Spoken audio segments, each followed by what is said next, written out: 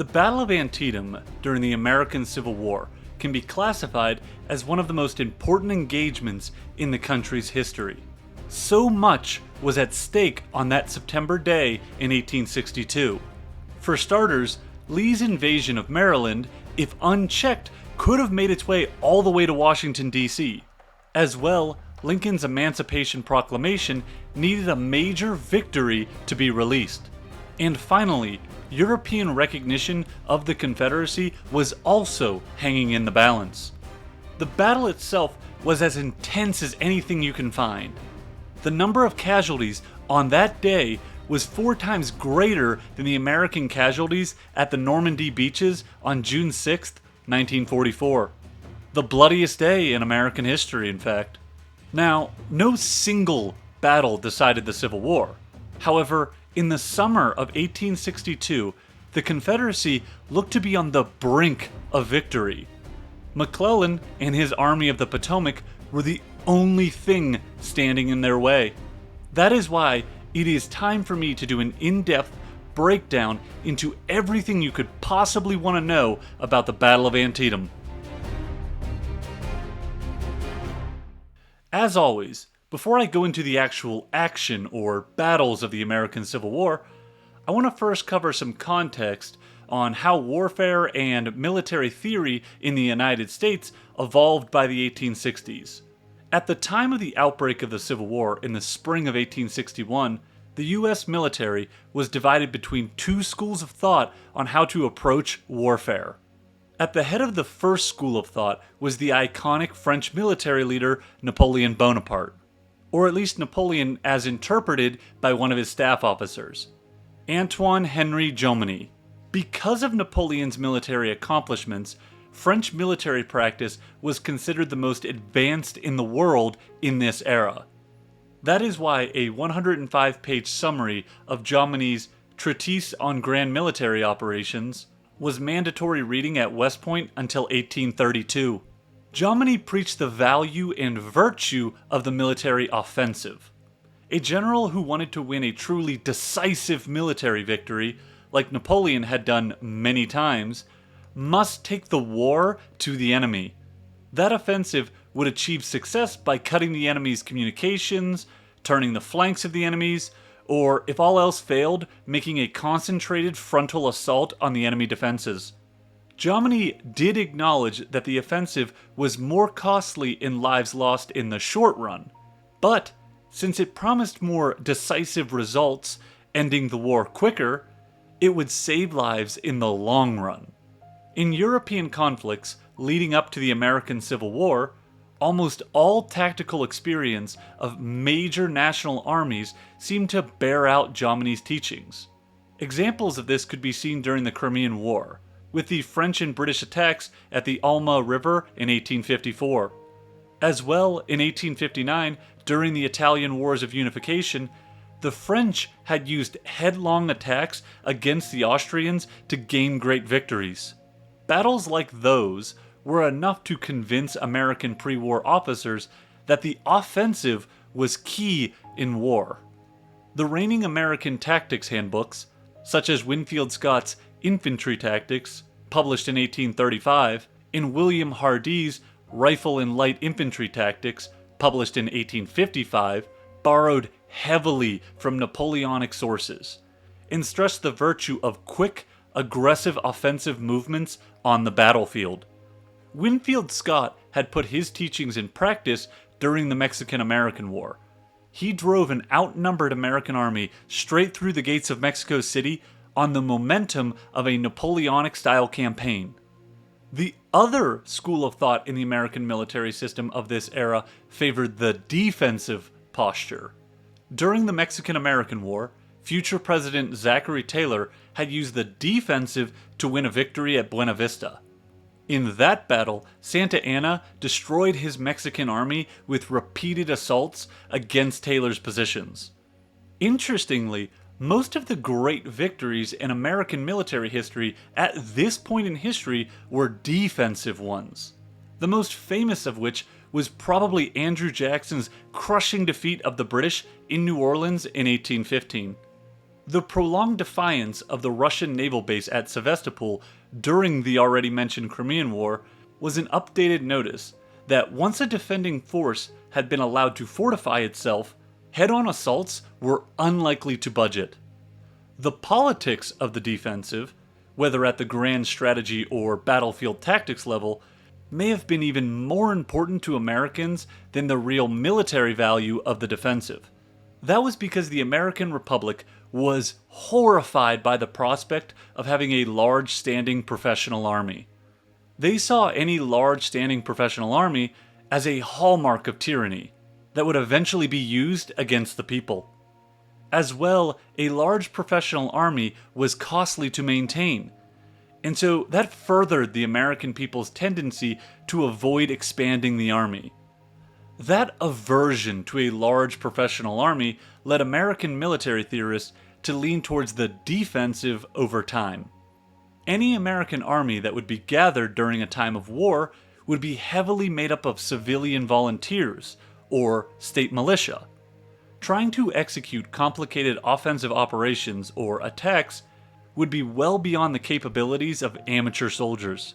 That is why sitting on the defensive with these raw soldiers promised better results.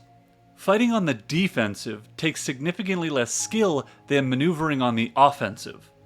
This is a good point to dive into that civilian army aspect of the Civil War.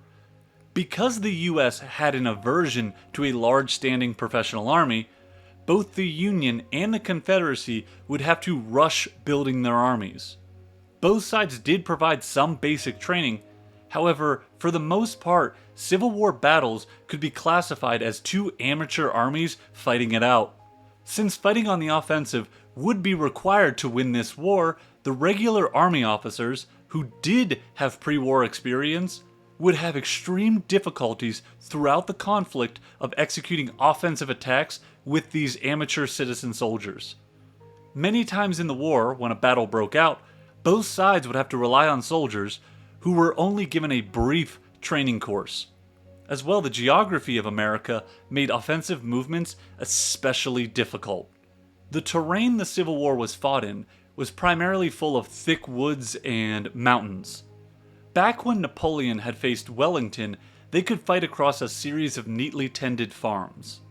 The landscape of America, by comparison, was tangled, heavily forested, and poorly mapped. A clever turning movement could quickly flounder off into nowhere, slowed or lost by woods, badly mapped roads, and rivers. Amateur soldiers and terrain were two big reasons why in the American Civil War the defensive approach would have a significant advantage. The preference for a defensive-styled war was also reinforced by the fact that West Point, the American Military Academy, was organized and run by the Army Corps of Engineers. That made the primary education given to officers there to naturally incline towards defensive studies, like fortifications and military engineering.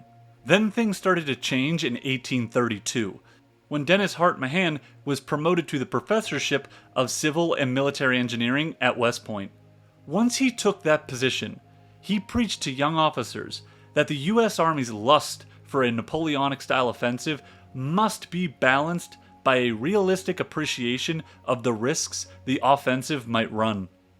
Like Jomini, Mahan encouraged future generals to maneuver toward the enemy. However, unlike Jomini, he focused maneuvering around seizing and occupying enemy territory, whereas Jomini was more focused on maneuvering to strike at the enemy army. In Mahan's approach, by taking the enemy's territory, that would then force the enemy to launch an attack to push you out of their territory. To prepare for that, Mahan taught that once you maneuvered into the enemy's territory, you should then anchor your forces on the defensive, by digging in to defend against the enemy force, which would have to come to confront your offensive. Essentially, it was an offensive-defensive strategy. Fight the enemy in his territory, but let him come to you once you're there. Mahan had taken an academy that was designed mostly for defensive protection of American territory through the construction and garrisoning of fortifications, and combined it with a military tradition shaped by political mandates from Congress to favor a defensive mission. In the Civil War, American regular officers would face a series of contradictory approaches. On the one hand, there were ample tactic books encouraging officers to take the offensive and make the enemy armies their objectives. While on the other hand, there was a professional military culture that looked to take and occupy enemy territory and fight a defensive war from behind fortifications. Later on, we will see how this military culture was evident during McClellan's disastrous Peninsula Campaign. The last part of military theory I want to cover before diving into the more specific characteristics of the Civil War has to do with the logistics of this era. As you will hear me say constantly, men fight and win battles, but logistics win wars. Over the course of the 1800s, the size of armies had massively ballooned. Whereas in the American Revolution, George Washington only had 5,000 to 6,000 men under his command, in the American Civil War, armies would be fielding between 80,000 to 100,000 men. Those large armies required equally large numbers of horses and mules for transporting the supplies needed for said armies. Sure, railroads definitely changed the game, as they could bring large amounts of supplies great distances for the growing armies. However, the drawback there was that reliance on rail supply limited an army's ability to maneuver away from those rail lines. If they strayed too far, or left that line too vulnerable, it could be cut off, which would end the offensive. Linked to the problem of supply was the concept of lines of operation. No matter how different in size two armies might be, the only thing that truly mattered was the size of the force each army could bring to the battlefield at a given moment. Basically, a smaller army could defeat a larger one by picking off small sections of the enemy army and defeating them piece by piece. That is why Mahan constantly preached the importance of operating defensively on interior lines, while forcing the enemy to fight on exterior lines. What this means in a given strategic situation is that an army operating on the interior lines had a significant advantage in shifting troops from one position to another along the arc of the defensive. However, the attacking force, which was working on exterior lines, would have to shift any forces around the circumference of the arc, which forces him to spread out his troops more thinly to cover greater distances, and take more time in moving from one point to another point along the arc. By taking up interior lines, a numerically inferior army could defend itself more easily and strike at exposed positions along the enemy's arc faster than the enemy could reinforce them. Lee would showcase this in practice at an expert level throughout the Civil War. The interior wasn't all advantages though, as working on it surrendered the initiative to the enemy force. That enemy force had the luxury of deciding where it wanted to put the most pressure on the defensive arc. For an attacking army, the best way to overcome the natural advantages of the interior arc would be to hit at the edges, with the goal of turning the enemy flanks. That is why Civil War battles often found themselves determined by how successful one army could be at getting a hold of the other army's flanks and compelling a withdrawal. Now that you know how warfare was approached in this era, let's cover how the two sides approached strategy for the conflict. Decades of tensions between North and South finally hit a boiling point with the election of Abraham Lincoln in 1860. That event led to 7 Southern states to secede the Union. Then, after the fall of Fort Sumter in April of 1861, another 4 states would join the Confederacy, marking the beginning of the American Civil War. With war now in actuality, both the Union and the Confederacy needed to come up with war plans on the fly. To properly contextualize those plans, we must first look at the geography of the United States in order to analyze how that factored into the planning process. The principal problem confronting the federal government in its efforts to restore the Union was that of distance. From the northern border of Virginia to New Orleans is 1,000 miles. From the mouth of the Chesapeake Bay to the Mississippi River at Memphis is nearly 900 miles. From Louisville, Kentucky to Mobile, Alabama is more than 500 miles. The territory of the 11 seceding states thus forms a quadrilateral of nearly 1,000,000 square miles. No through roads penetrate this enormous area. Within much of it, roads are of a local significance only, and do not connect with others in neighboring states or even counties.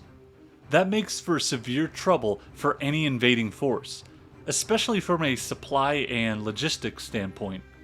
Railroads did provide some long-distance travel capabilities to compensate for the poor road system of this era.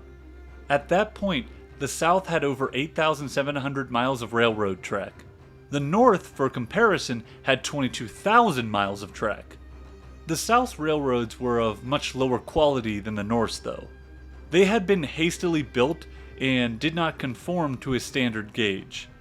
Some lines were the normal 4/8 and a half, some 5, and others 5/6.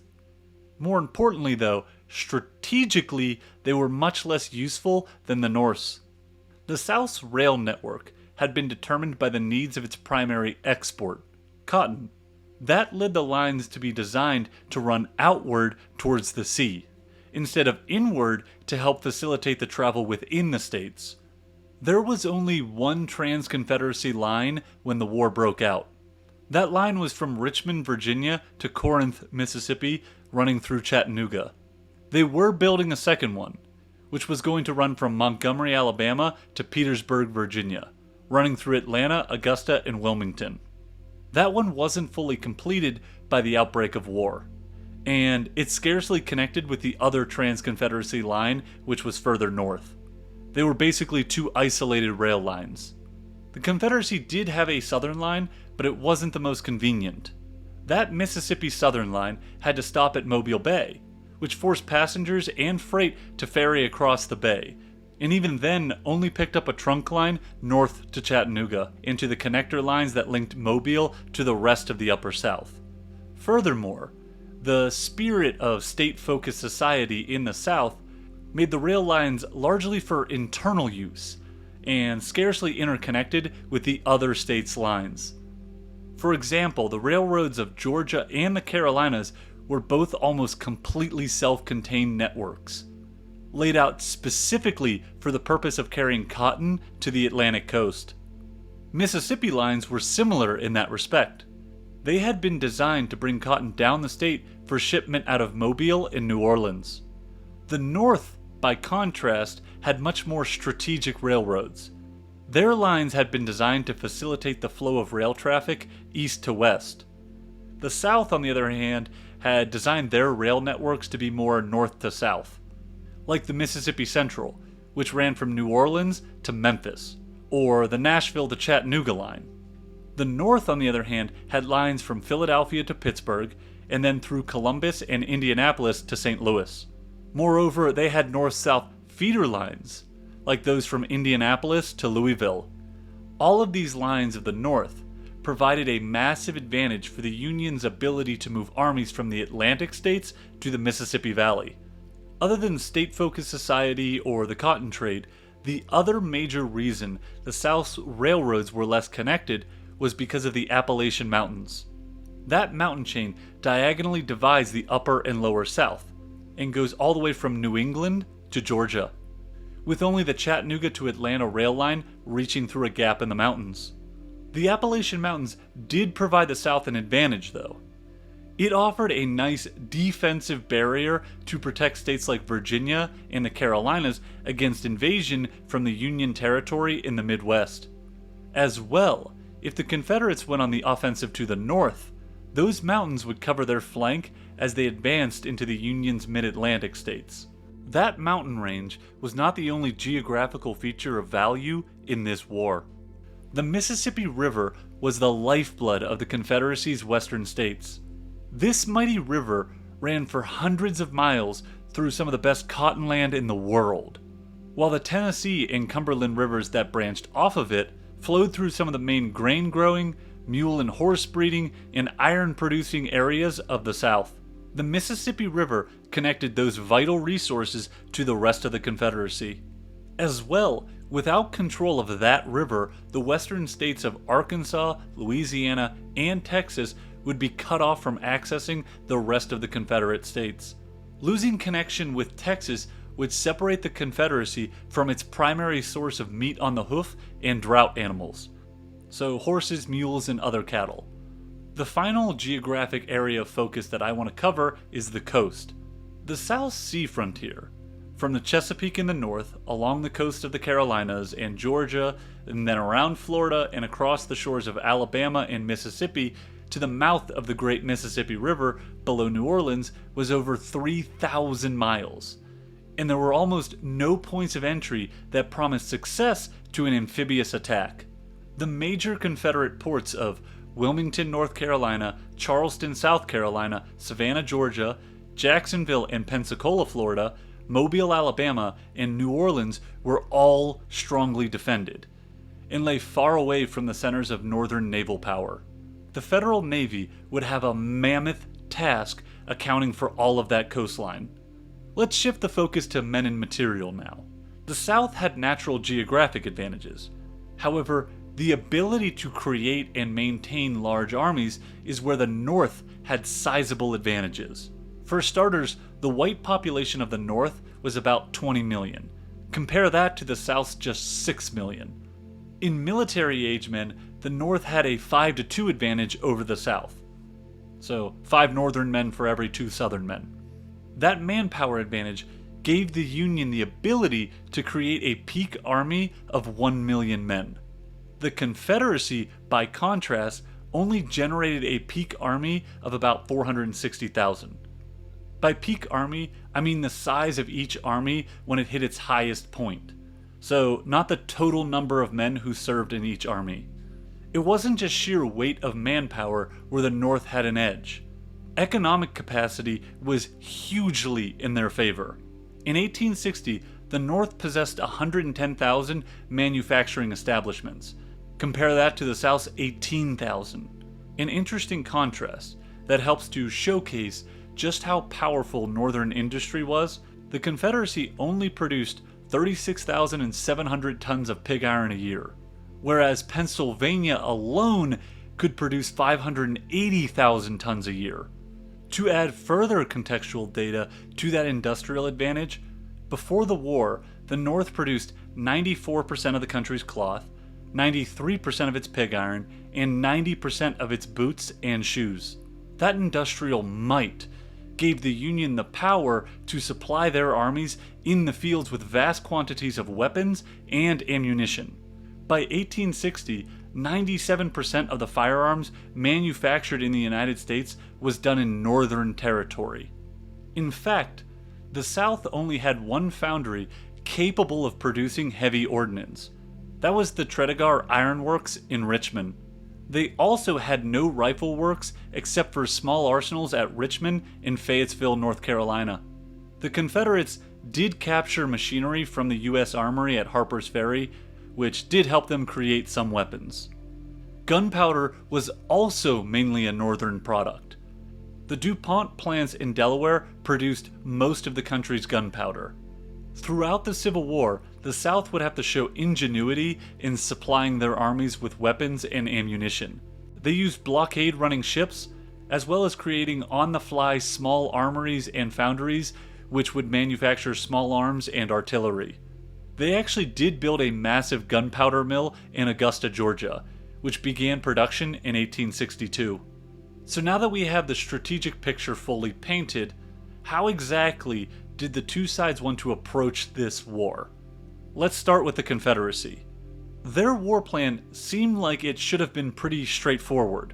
Simply stand on the defensive and repel attacks wherever mounted, counting on Southern space and the absence of critically important centers of wealth and production to defeat Northern efforts to land crippling strikes. All the South really needed to do to win this war was just not lose it, while the North could only win it by fully defeating the major rebel armies or completely conquering the South. The president of the Confederacy, Jefferson Davis, had a strong military background.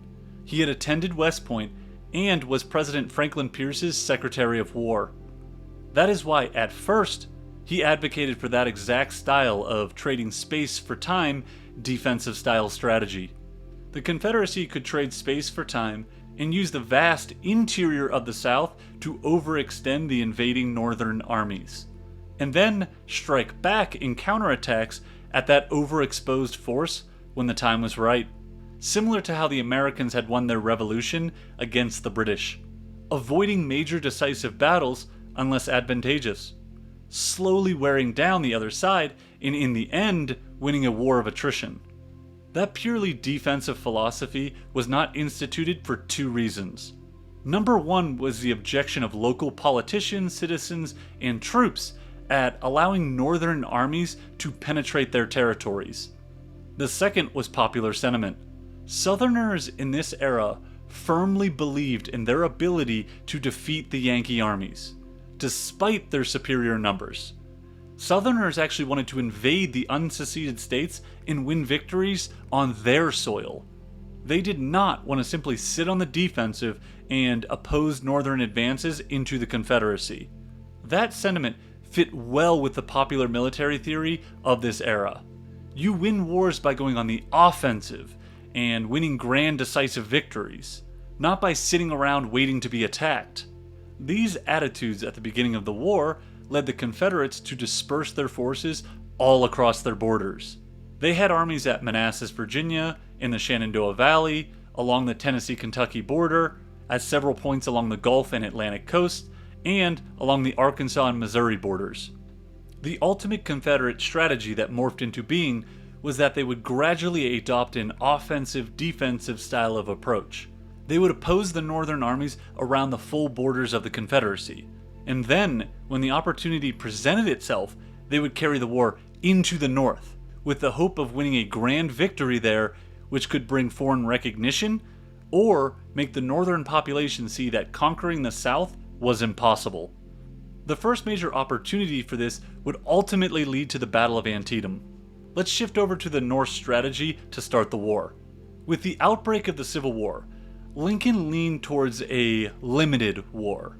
He did not want to conquer the South, but instead looked to defeat its main army in battle, in the hopes that that would convince the pro-Union forces of the Confederacy to regain control. Basically, he wanted as light of a touch as possible to restore the Union. In light of that approach, the first plan that was pitched was by Lincoln's commanding general of the U.S. Army, Winfield Scott. Scott was a legend in the U.S. military. He had actually served since the War of 1812. Unfortunately, by 1861, Scott was not his prime self anymore. At the outbreak of the Civil War, he was 75 years old and too badly crippled to even mount a horse. That's why McDowell was tasked with commanding the army in the field. Still, Scott was very well aware of the weaknesses of the amateur army the Union had thrown together after Fort Sumter, and so his plan looked to account for a light war fought by amateur soldiers. That plan became known as the Anaconda Plan. First, the Federal Navy would blockade the entire length of the southern coast. He would then establish a strong defensive cordon across the northern borders of the Confederacy. Finally, he would mount a joint expedition of 60,000 troops plus gunboats to move down the Mississippi, to secure the entire length of that river from the southern tip of Illinois to the Gulf of Mexico. Scott recognized that an invasion of the Confederacy, who had strong geographical advantages as well as the advantage of working with interior lines rather than exterior lines, with a thrown-together army of militia and volunteers would be a very bad idea. Instead, he wanted to sever the Confederate supply lines to the outside world and slowly squeeze it by land and sea. He hoped that would bring down the secessionist fever and end the rebellion. However, that type of low-pressure warfare would take time to make an impact. And politically, that just wouldn't do. Northern public opinion, the press, and politicians were all loudly calling for a direct strike at the Confederacy in order to end the rebellion quickly. They wanted a decisive war-winning battle against the rebel army that had gathered just outside of Richmond, Virginia. If the Union army of 35,000 men that had been formed outside of Washington, D.C., and led by General McDowell, could march to Manassas and defeat Beauregard's force of 20,000, they could then march on the capital of the Confederacy, Richmond, which would end the rebellion right then and there. Lincoln felt he needed to relent to this public pressure, and so he pushed Scott to mount the first ever drive to take Richmond in the American Civil War. On July 16, 1861, the marvelously disorganized Federal Army marched out of Washington, D.C., in search of a battle against an equally disorganized rebel army. Next up, let's cover the shape the war took from 1861 into the spring and summer of 1862. The first major battle of the Civil War would occur near a village at Manassas Junction, squarely across the track of the Orange and Alexandria Railroad, and behind a little stream called Bull Run. The subsequent battle would be called Bull Run by the North, and the First Battle of Manassas by the South. The American Civil War features a lot of battles with two names, one north, one south. For the most part, I will be using the northern names. In this battle, McDowell attempted to hold Beauregard's army in its front with an initial punch at Beauregard's main lines behind Bull Run. Then, the Federals would swing a flanking maneuver around the left of Beauregard's defenses. It might have succeeded had not some 12,000 Confederate reinforcements, under Joseph E. Johnston, showed up at the last minute to stagger the oncoming Federals with a critical blow that sent them reeling back to Washington. The loss at Bull Run was a massive embarrassment for Lincoln and the North. There was even a real fear that the Confederates would follow up this victory with a march on Washington. However, that did not come to be. The Confederate Army was just as unprepared for this battle as the Union Army was, and was badly disorganized after the clash. They were in no condition to undertake an offensive of their own. The loss at Bull Run reshaped Lincoln's perception of the war. Whereas before Bull Run, he believed the North was one quick and decisive battlefield victory away from ending the rebellion. Whereas after, he realized a more vigorous and broad war strategy would be necessary. Before that strategy could be instituted, Lincoln did some house cleaning. McDowell was relieved of his command and replaced by George B. McClellan, who had managed to win some small-scale victories in western Virginia in the summer of 1861, like at Philippi, Rich Mountain, and Carrick's Ford. Interestingly, the Confederate general in that sector who was in charge that he had success against was Robert E. Lee. Lee suffered a severe loss of prestige in the South after his losses there, and after the Federals had gained a strong hold over western Virginia, later to become the state of West Virginia, Lee's downfall would ultimately lead him to be transferred to take charge of the Confederate coastal defenses. Lincoln wasn't done with his changes. In November, he got rid of Winfield Scott and promoted McClellan to General-in-Chief of all Union armies. Then in January of 1862, Lincoln sacked Secretary of War Cameron and replaced him with Edwin Stanton. Lincoln's new vision for the war took inspiration from Scott's Anaconda Plan, but it was a more aggressive version. Along with a blockade of all the southern ports, the Union would launch a three-pronged invasion of the Confederacy. The invasion forces would be in Virginia, East Tennessee, and West Tennessee. That takes me to an important part.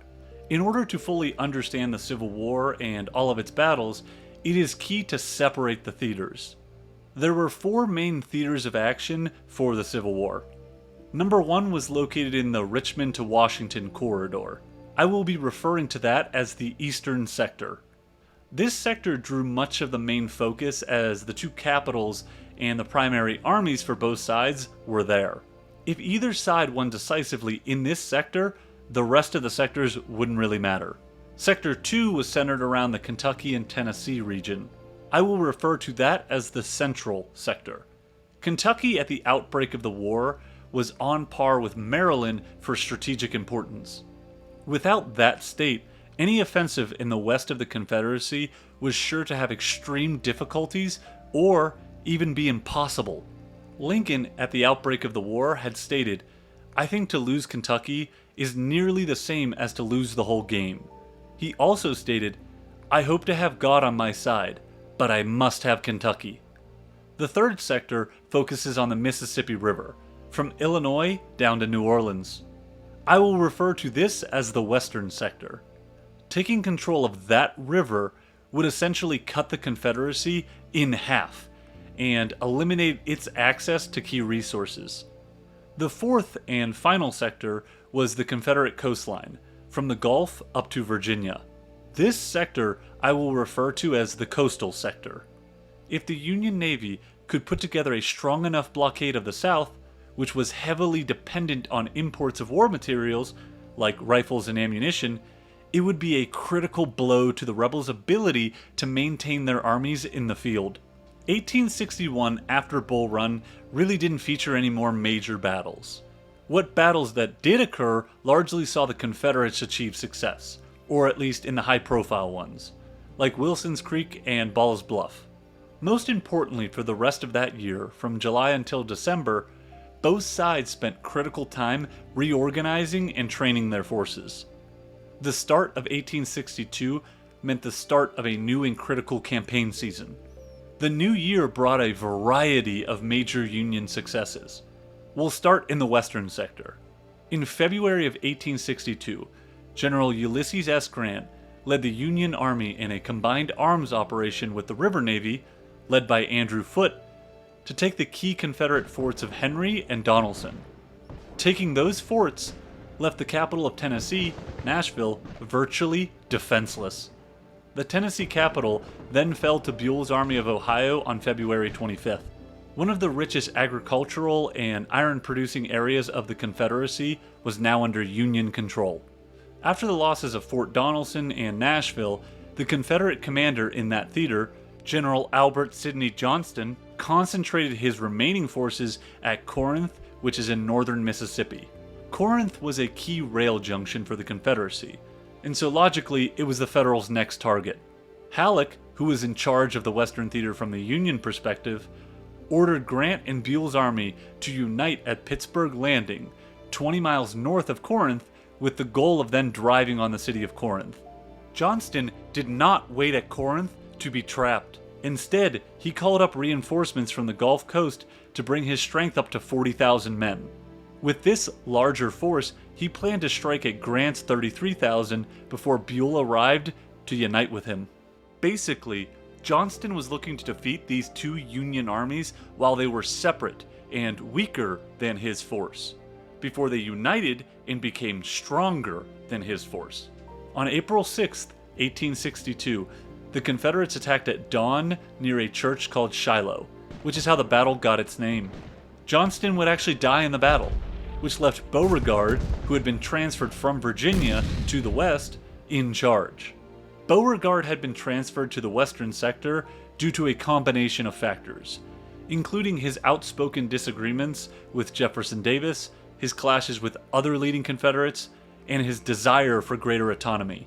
With their back against the river, it looked as though the Union forces would be overwhelmed and crushed. Miraculously, Grant and Buell's forces, who had recently arrived, attacked on the morning of April 7th. That surprise morning attack caught the Confederate forces completely off guard, leading to a serious defeat. The loss at Shiloh sent the Confederate army in the west retreating to Corinth. They had lost more than a quarter of their men in this battle. The victory at Shiloh was coupled with the Union's most important naval victory of the war. Since most of the Confederate troops in Louisiana had been transferred north for Shiloh, that left the strategic port city of New Orleans vulnerable. Union naval commander David Farragut then struck. Farragut took his Gulf Expeditionary Force of 24 warships, 19 mortarboats, and 15,000 Army troops on a mission to take New Orleans. Initially, the two forts guarding the entrance to New Orleans, which were located downriver 70 miles below the city, held the Union naval forces in check. Then, in the early morning hours of April 24th, Farragut made a bold move. He had his ships steam past the gauntlet of enemy fire. This worked spectacularly, with only one ship sunk and one disabled. The fleet then steamed up to the lightly defended New Orleans, where it surrendered without a fight. The Mississippi was now bottled shut. From here, the Union forces in this sector kept up their drive to completely own the Mississippi. On May 30th, Beauregard evacuated Corinth. That key rail juncture now fell under Union control. Next, on June 6th, they took Memphis. By July, the Union forces were collapsing on the Mississippi from north and south. Those two forces would meet at Vicksburg, the last bastion on the whole Mississippi for the Confederacy. In the coastal sector, the Union was also achieving big victories. Starting in February, the Union Navy started a concentrated campaign to take key strategic points along the Confederate coastline. In North Carolina, over the course of 10 weeks, they took control over every port except for Wilmington. Next, they took Fort Pulaski downriver from Savannah in April. Actually, in South Carolina, in November of 1861, the Union Navy had taken the Port Royal Sound, which was 50 miles south of Charleston. By summer of 1862, the Federal Navy controlled virtually all of the Atlantic coastline, from Savannah to Norfolk. These victories were important for the blockade to work from a strategic sense. Assaulting the major ports like Charleston, Savannah, Wilmington, etc. was a suicide mission. However, the Union Navy countered that by taking enough key points around those port cities. Their warships could then use those locations as bases to launch blockade operations. The Federal warships could then keep an eye out for any blockade-running vessels that dared to leave the major ports of the Confederacy. At the start of the war in 1861, the Union Navy wasted critical time and resources sailing from northern ports to their blockade locations. The key victories of 1862 changed the dynamic for the Union blockade and helped to significantly cut down on the rebel blockade runners. In the central sector were more victories. In Kentucky, the Unionists had gained strong control over the state from secessionists. From a military perspective, in February of 1862, Union forces won the battle at Mill Springs. This victory, combined with the Battle of Middle Creek, which was won in January, solidified Union control over much of the state of Kentucky. Buell looked to next use the Army of Ohio on a strike to take the critical Confederate rail center of Chattanooga. Taking that rail center would be a backbreaker for Southern logistics, and would accomplish Lincoln's cherished goal of liberating East Tennessee. The losses in 1862 would steadily force the Confederates to change their strategy. After the victory at Bull Run, the Confederate war strategy's flaws became apparent. The strategy of defending every point around the South's massive perimeter was just unworkable. By spreading out and trying to deny all Union invasions, it left the Confederates weak and overextended. As well, even victories for the rebels did not deter the Union forces from simply trying again. That was because defensive battles could not inflict disabling damage on the North, nor did it open the prospect of any new strategic initiative.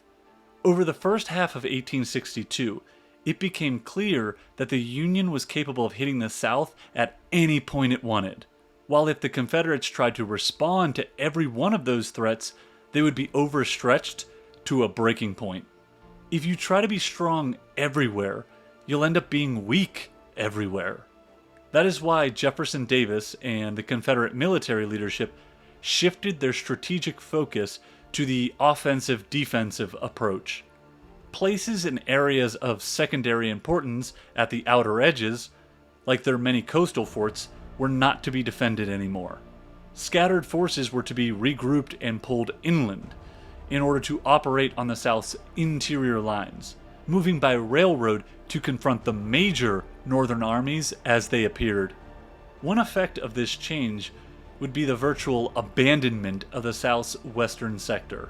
Another effect would be to provide the Confederate Army in Virginia a larger striking force, which could be used to mount an offensive into Northern territory, if that opportunity presented itself, of course. That opportunity would present itself in the summer and fall of 1862. But before we go into Lee's invasion, let's dive into the sector I haven't covered yet. In the spring and early summer of 1862, General McClellan's Army of the Potomac would embark on an offensive to keep the momentum of the Union successes going. Their ultimate goal was to seize the Confederate capital of Richmond and end the war. McClellan took over a broken and disorganized Union army in Washington after Bull Run. He then set about turning it into a professional army rather than a collection of amateurs.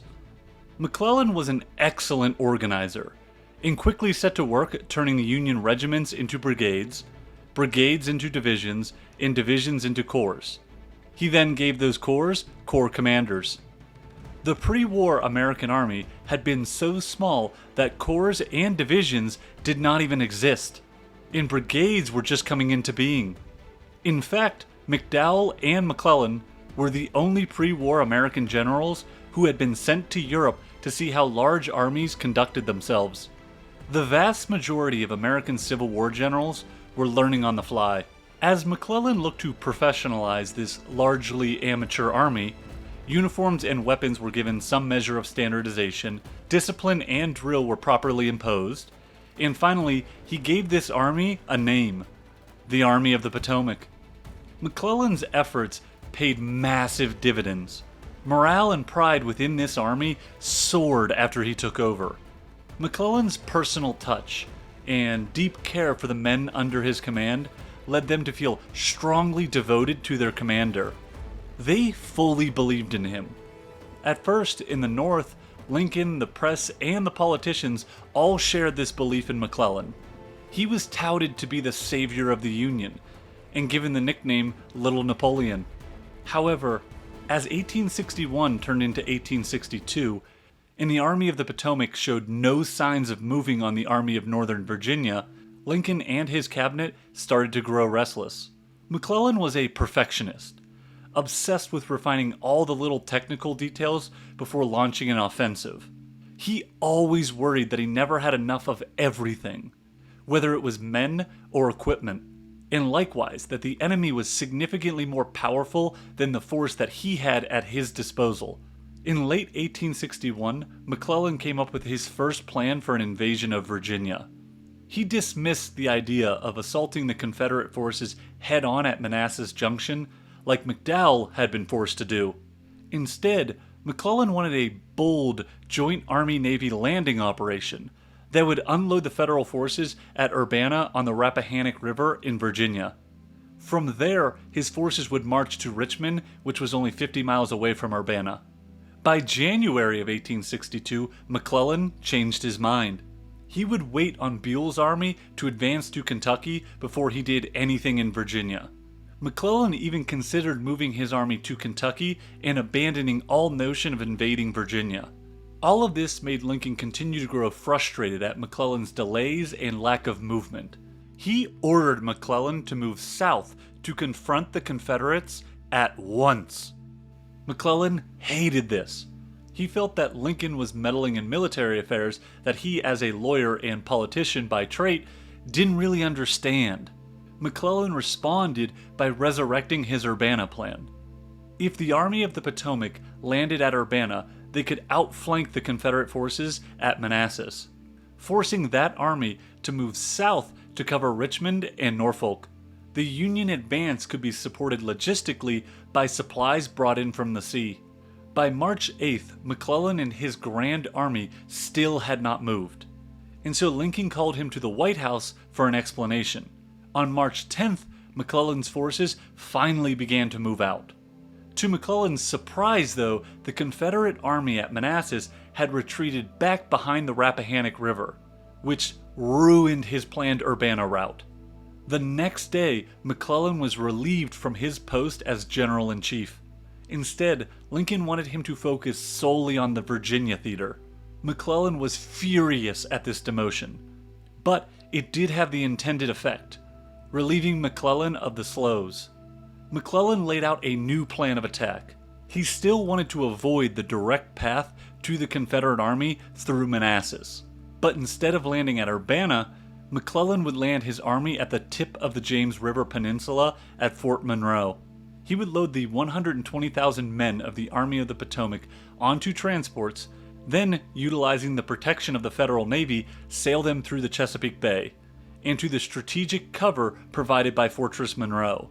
Once landed, his army would advance directly to Richmond, and besiege it before Joe Johnston's army, which was on the Rappahannock, knew what was happening. In McClellan's mind, this plan had all the proper advantages to it.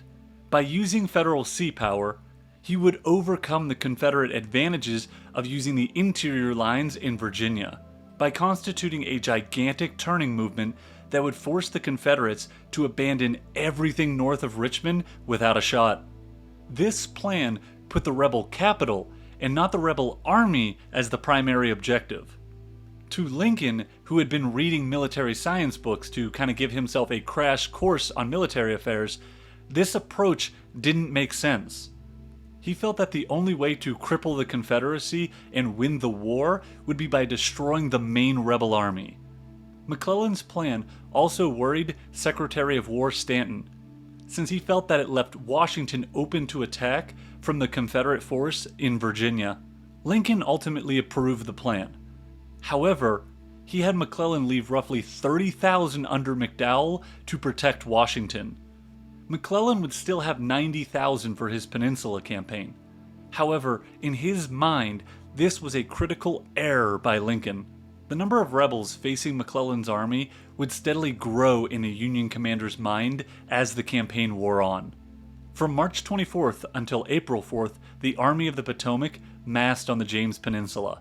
And true to McClellan's prediction, the Confederate army in Virginia was caught totally by surprise. Only a thin force of 15,000 rebel infantry stood in McClellan's way on a drive to Richmond. If McClellan moved decisively, he could push past this force at Yorktown with ease. However, the Confederate commander there, John Magruber, successfully bluffed McClellan into thinking the Confederate force in his path was much larger than it actually was. McClellan moved on Yorktown slowly and cautiously. By the time McClellan was ready to open up a major assault on the Yorktown lines, on May 5th, Johnston's Confederate army in Virginia had been regrouped around Richmond and prepared to give McClellan the type of defensive battle that he had hoped to avoid by outflanking them.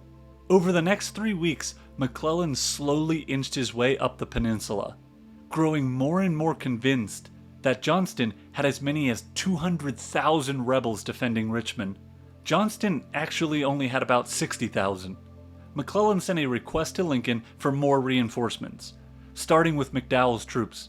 He wanted that Union force to march south across the Rappahannock and join him around Richmond. By the last half of May, McClellan and the Army of the Potomac were by the Chickahominy River, 6 miles from Richmond, with his right flank sitting to the northwest, and expecting to be joined by McDowell there. McClellan was building up to his eventual assault on Richmond by slowly advancing his army corps by corps across the Chickahominy.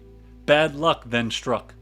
A brutal storm came through, which blew out the bridges on that river, which left 2 of McClellan's 5 corps isolated on the other side of the Chickahominy.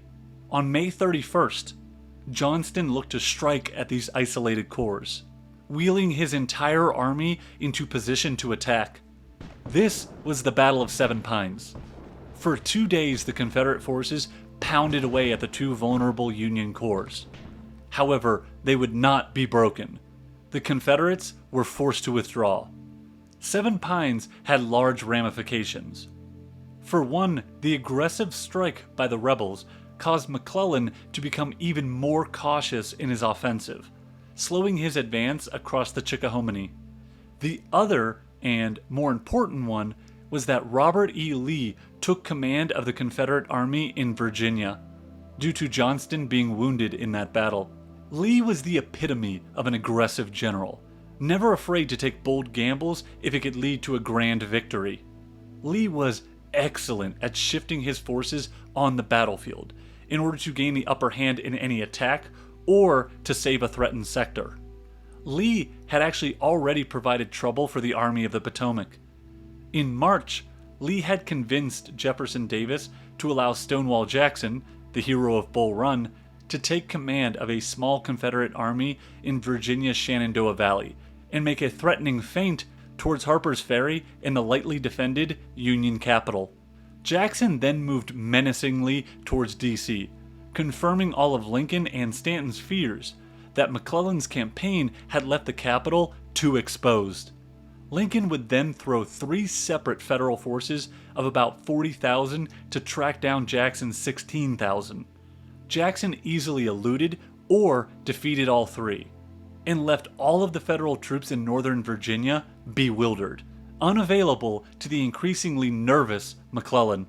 That force of federal troops held up by Jackson's feint included McDowell's troops.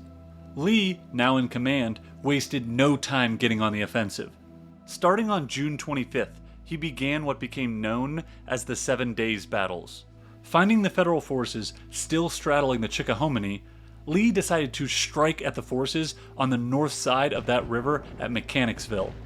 Lee's attacks were repulsed, but he was unbothered and attacked again the next day at Gaines Mill, forcing the Union troops to withdraw. McClellan at this point had become overwhelmed with worry that he was surrounded and vastly outnumbered by rebel forces.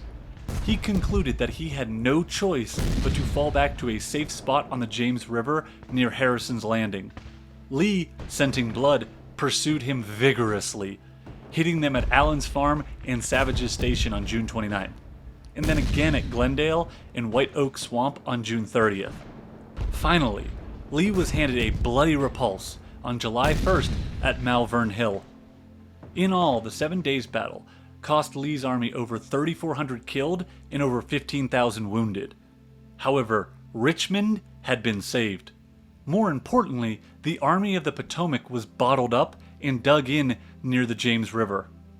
This gave the Confederate armies the opportunity to utilize the offensive part of their offensive-defensive strategy. Lee would now embark on a bold strike to the north to carry the war for the first time into Union territory. In the wake of the 7 Days Battle, the Army of the Potomac was in disarray. McClellan blamed the leaders in Washington for his defeat. In particular, he felt that Secretary of War Stanton had not given him adequate troop strength. McClellan claimed that throughout the campaign he was outnumbered by the Confederate forces facing him, which wasn't exactly true. Due to the Peninsula Campaign's failure, Lincoln once again looked to make adjustments.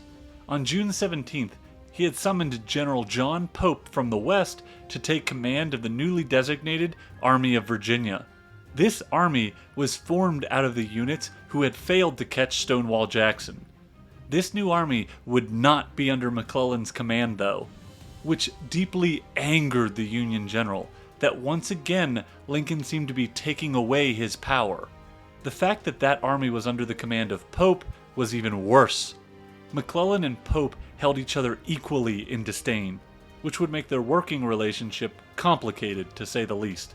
The other move Lincoln made was to bring Halleck to Washington to appoint him general-in-chief on July 23rd. That was the same position McClellan had held 4 months ago. Over the course of July, things did not get much better, as McClellan continued to ask for more and more reinforcements in order to resume the offensive on Richmond. The final nail in the coffin for the Peninsula Campaign came after Halleck visited McClellan. McClellan claimed that with 30,000 more reinforcements, he could take Richmond. Halleck responded that only 20,000 were available.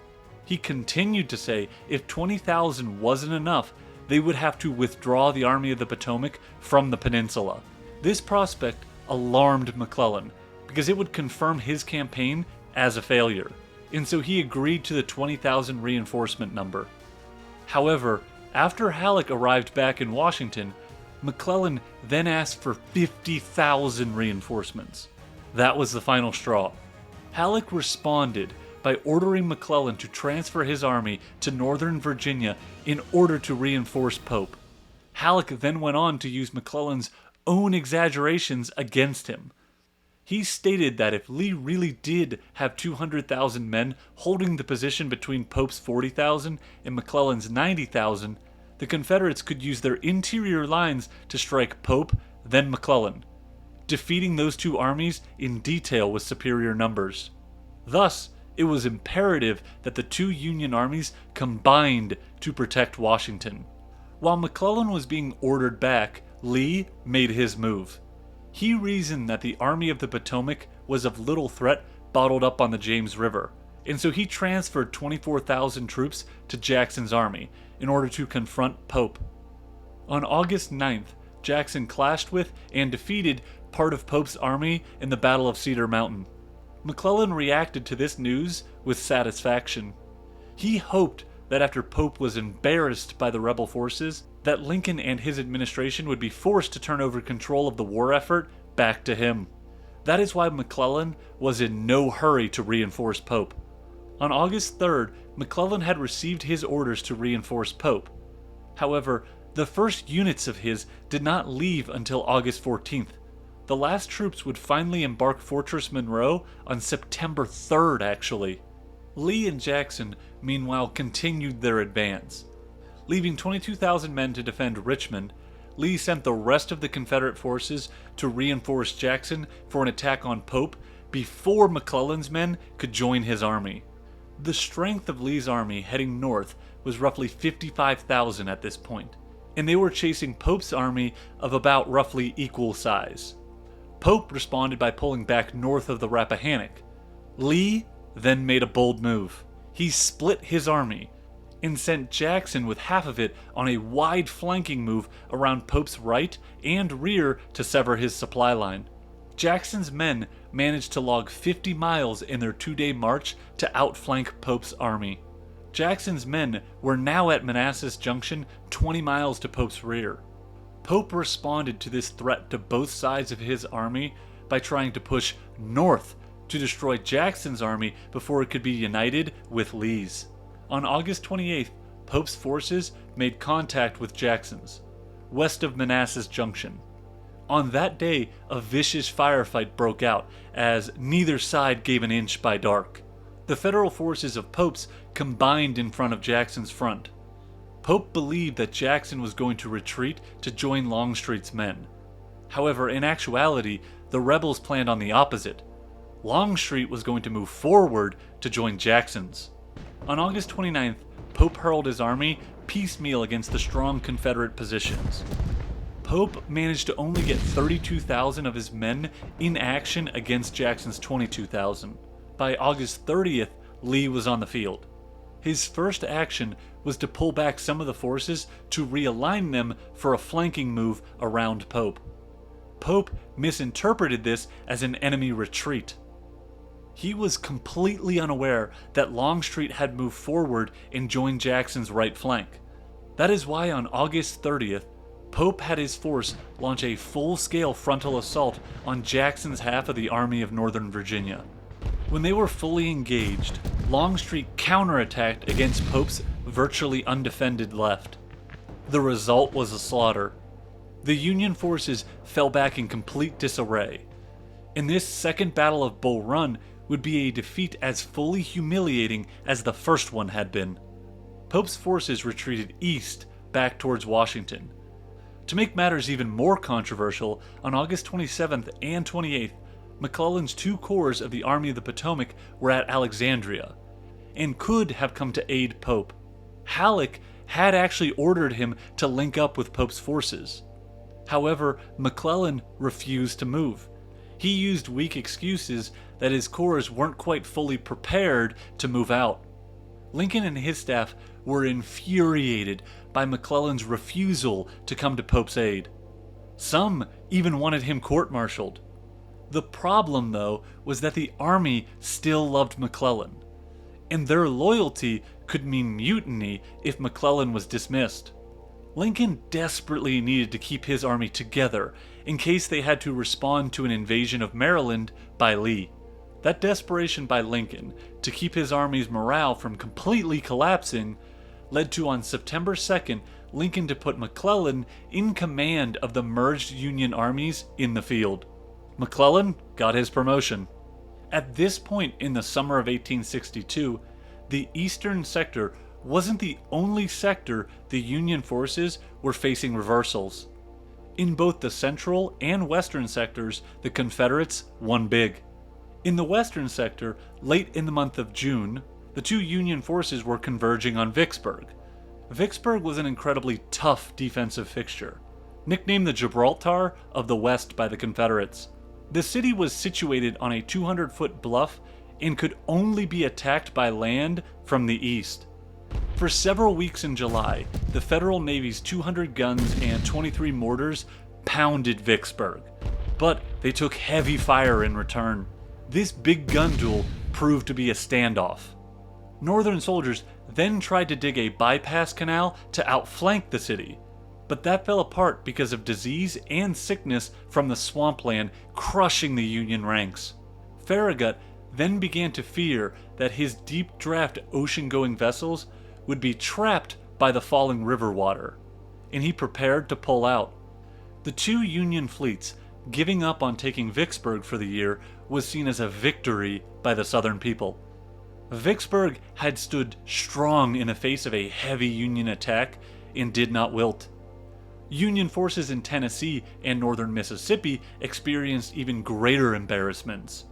After the capture of Corinth on May 30th and Memphis on June 6th, the Federal Army had to divert sizable amounts of combat units to occupation duties in the 40,000 or more square miles they had just conquered.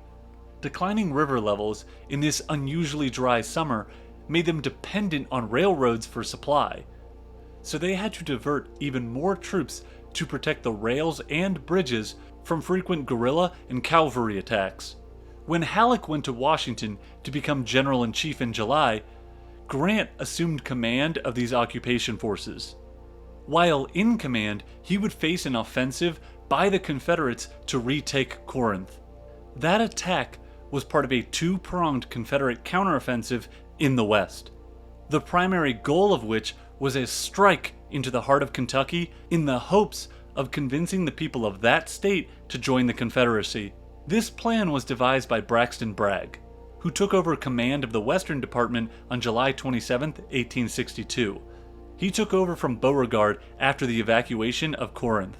At first, after Corinth, it seemed like the Union forces, not the Confederate ones, would be going on the offensive. Like I mentioned earlier, taking the Confederate rail center of Chattanooga in Tennessee would break the Confederacy's back. To accomplish that, Halleck ordered 40,000 men under Buell's Army of Ohio to move against the rail center. Buell's advance would go miserably.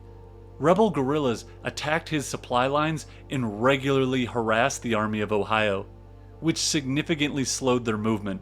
3 weeks after leaving Corinth, Buell had only advanced 90 miles, less than halfway to Chattanooga.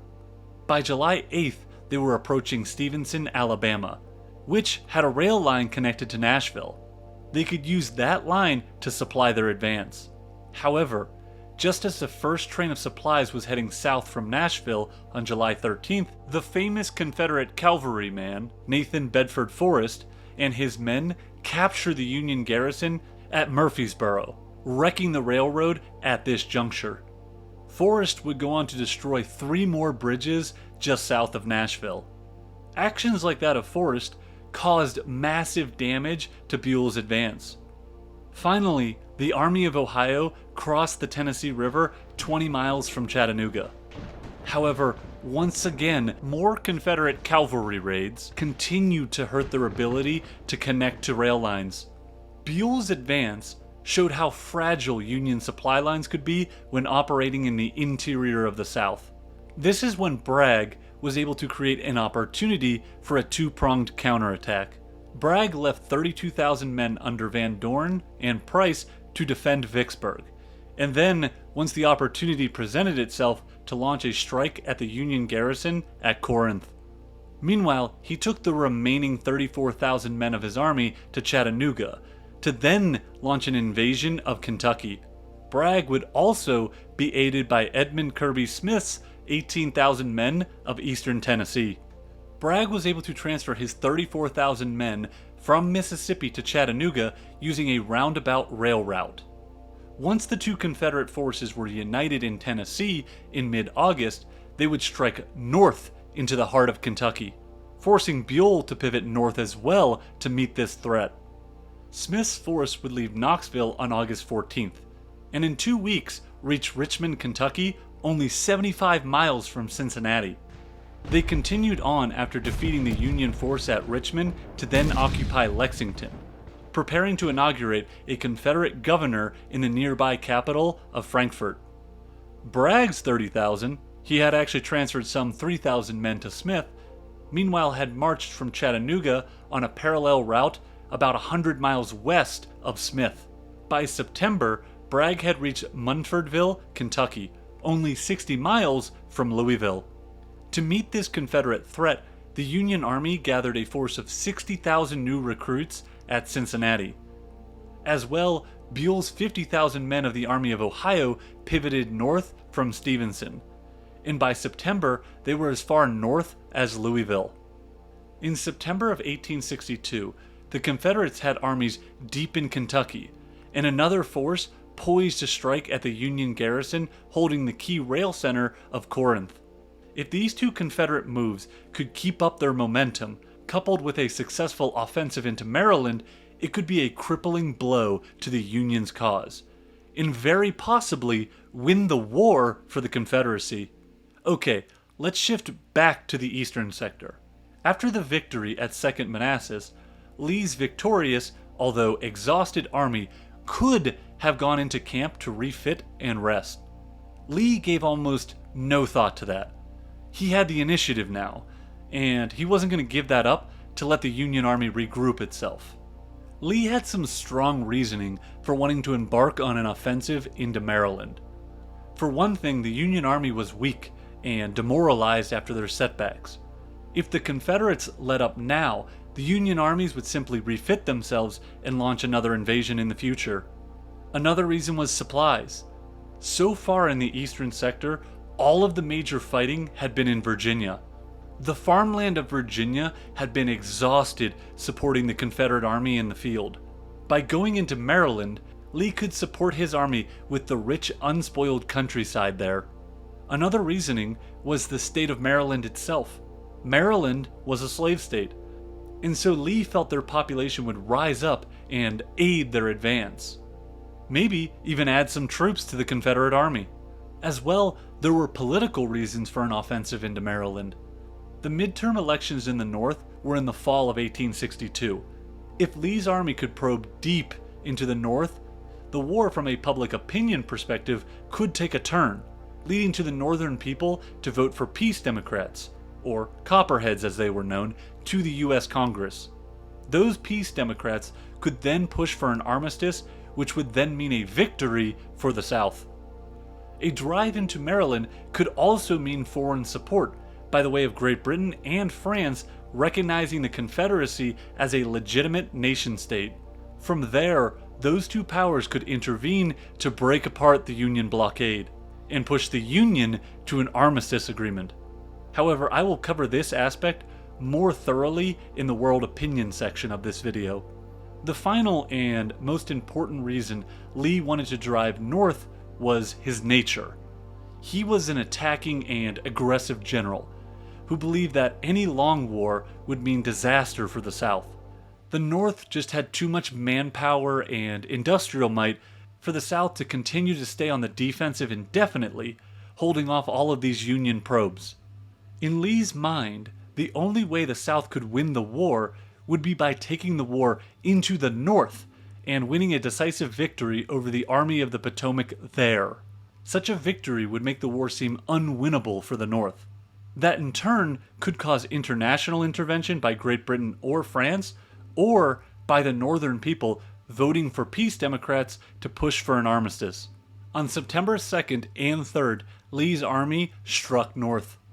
The Army of Northern Virginia would enter Maryland on September 4th, 1862, when they crossed the Potomac River at White's Ford. By September 9th, they would reach as far north as Frederick. However, they did not receive the warm welcome they had expected. The family farms and towns of western Maryland had very few slaves, resembling the dynamic of the smaller Pennsylvania farms more than they did the large plantations of the South. The Southern soldiers didn't exactly inspire confidence either. Without shoes and wearing tattered rags for uniforms, they looked more like an army of beggars than soldiers. And they smelled awful. It was said you could smell this Confederate army before you could see them.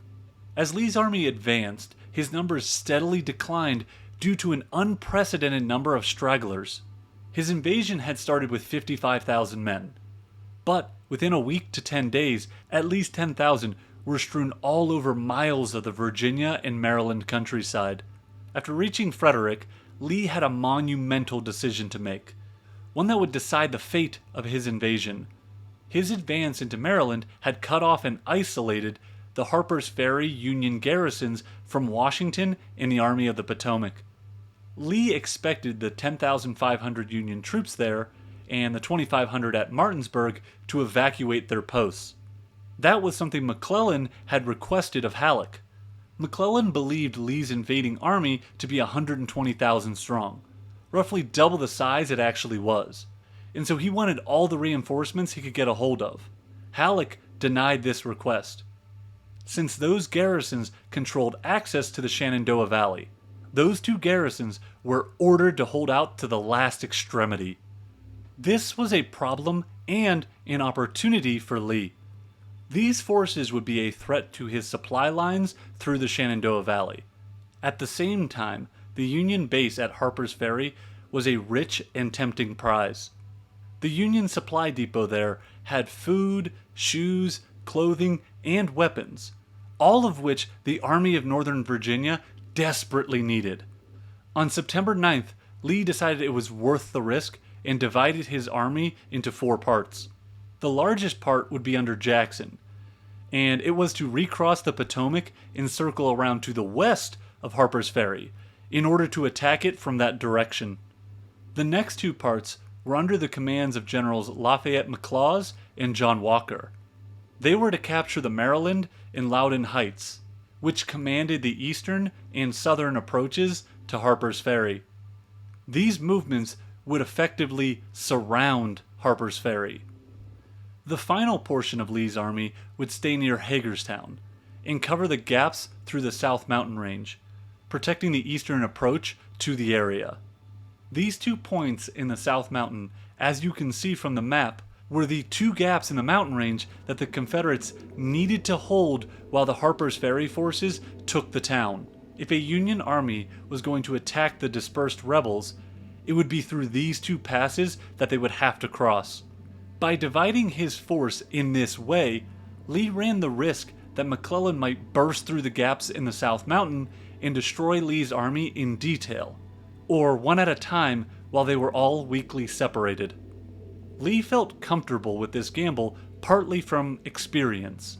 Twice in the last 3 months, he had divided his army in the face of the enemy and had gotten away with it. Those bold decisions had led to great victories. Lee gambled that once again he could pull it off.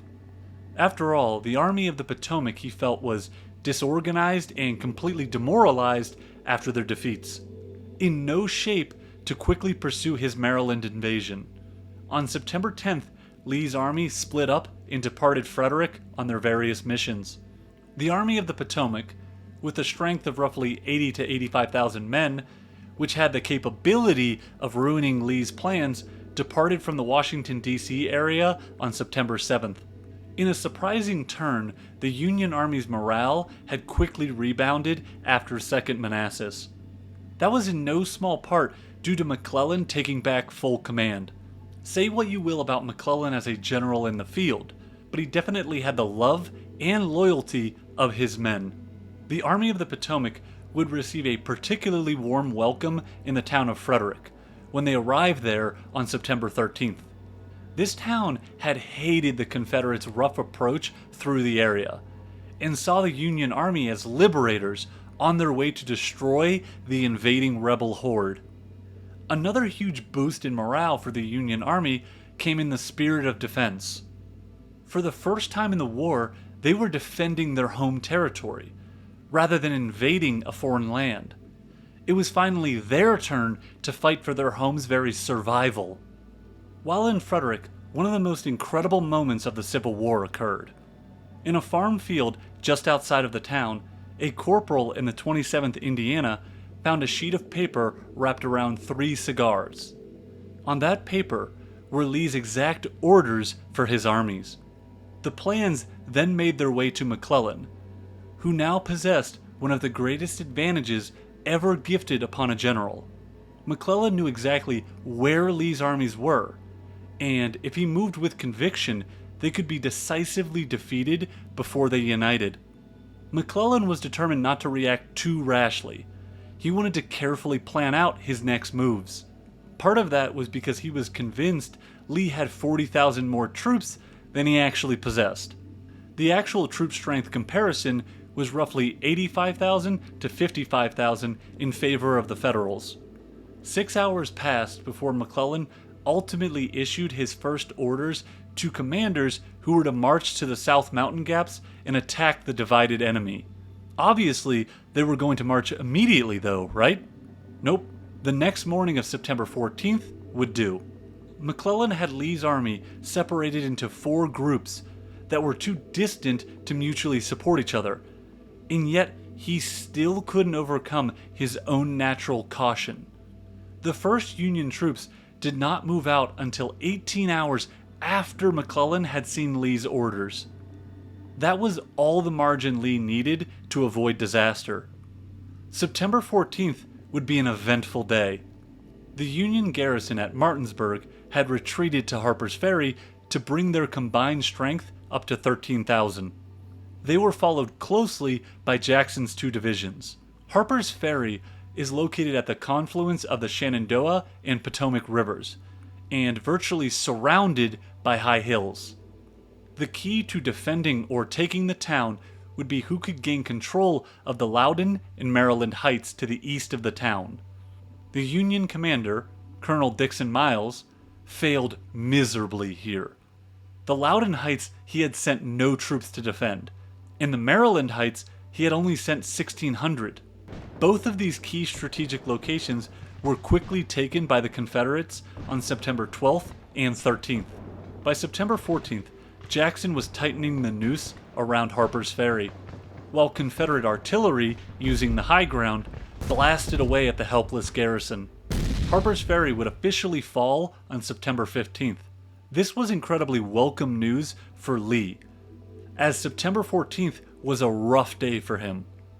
If McClellan had moved more quickly on September 13th, he could have caught Lee by even more surprise. However, on the night of the 13th, Lee had been given warning that the Union Army knew his plans and was coming to breach the South Mountain Gaps. Lee tried desperately to hold these mountain passes. He rushed troops to the sector, but the defenders of the 2 passes were still badly outnumbered. After fierce battling, Union forces pushed through the Crampton and Turner Gaps. On the night of September 14th and 15th, the Confederate situation looked dire. In the fighting to hold those passes, the rebels had lost casualties amounting to almost a quarter of the men who were not besieging Harper's Ferry. Lee knew that the next day the rest of the Union armies would pour through the mountain gaps. The leader of the Army of Northern Virginia was devastated on this night, as it appeared as though his invasion of Maryland was a failure. Retreating back to Virginia after the South Mountain battles would secure it as a massive defeat for the Confederacy, which in turn would end the Confederacy's best hope to win the war, and lose all possibility of foreign intervention. Lee's retreat would also most likely cause the Kentucky invasion to collapse as well, so it's pretty much looking all bad for the rebels at this moment. The mood would change dramatically at sunrise on September 15th, when Lee received the good news that Harper's Ferry had fallen. The invasion of Maryland could now shockingly continue.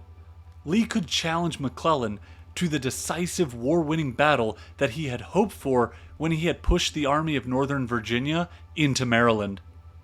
The courier who had delivered the news of the fall of Harper's Ferry had reached Lee when his army was near Sharpsburg, where a line of ridges ran through a rural landscape of pastures, crop fields, and woodlots.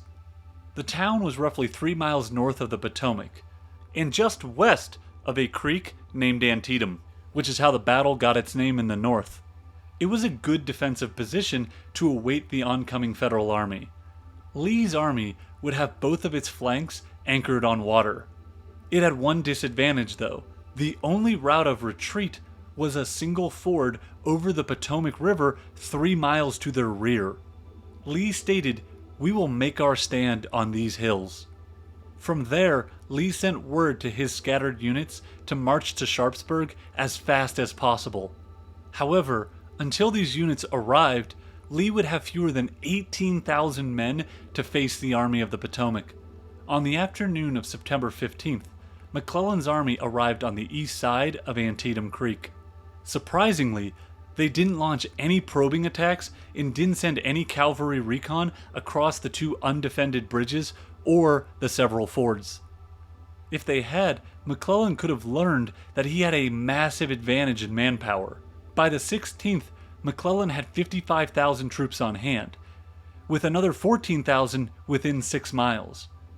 Lee's army, on the other hand, had not gathered more than 25,000 at that point. McClellan had missed his chance to crush Lee's armies while they were separated on the 14th. He had also missed a chance to attack the heavily outnumbered Confederate army on the 15th. Next, he would miss another opportunity on the 16th. McClellan spent much of the 16th planning out his attack for September 17th.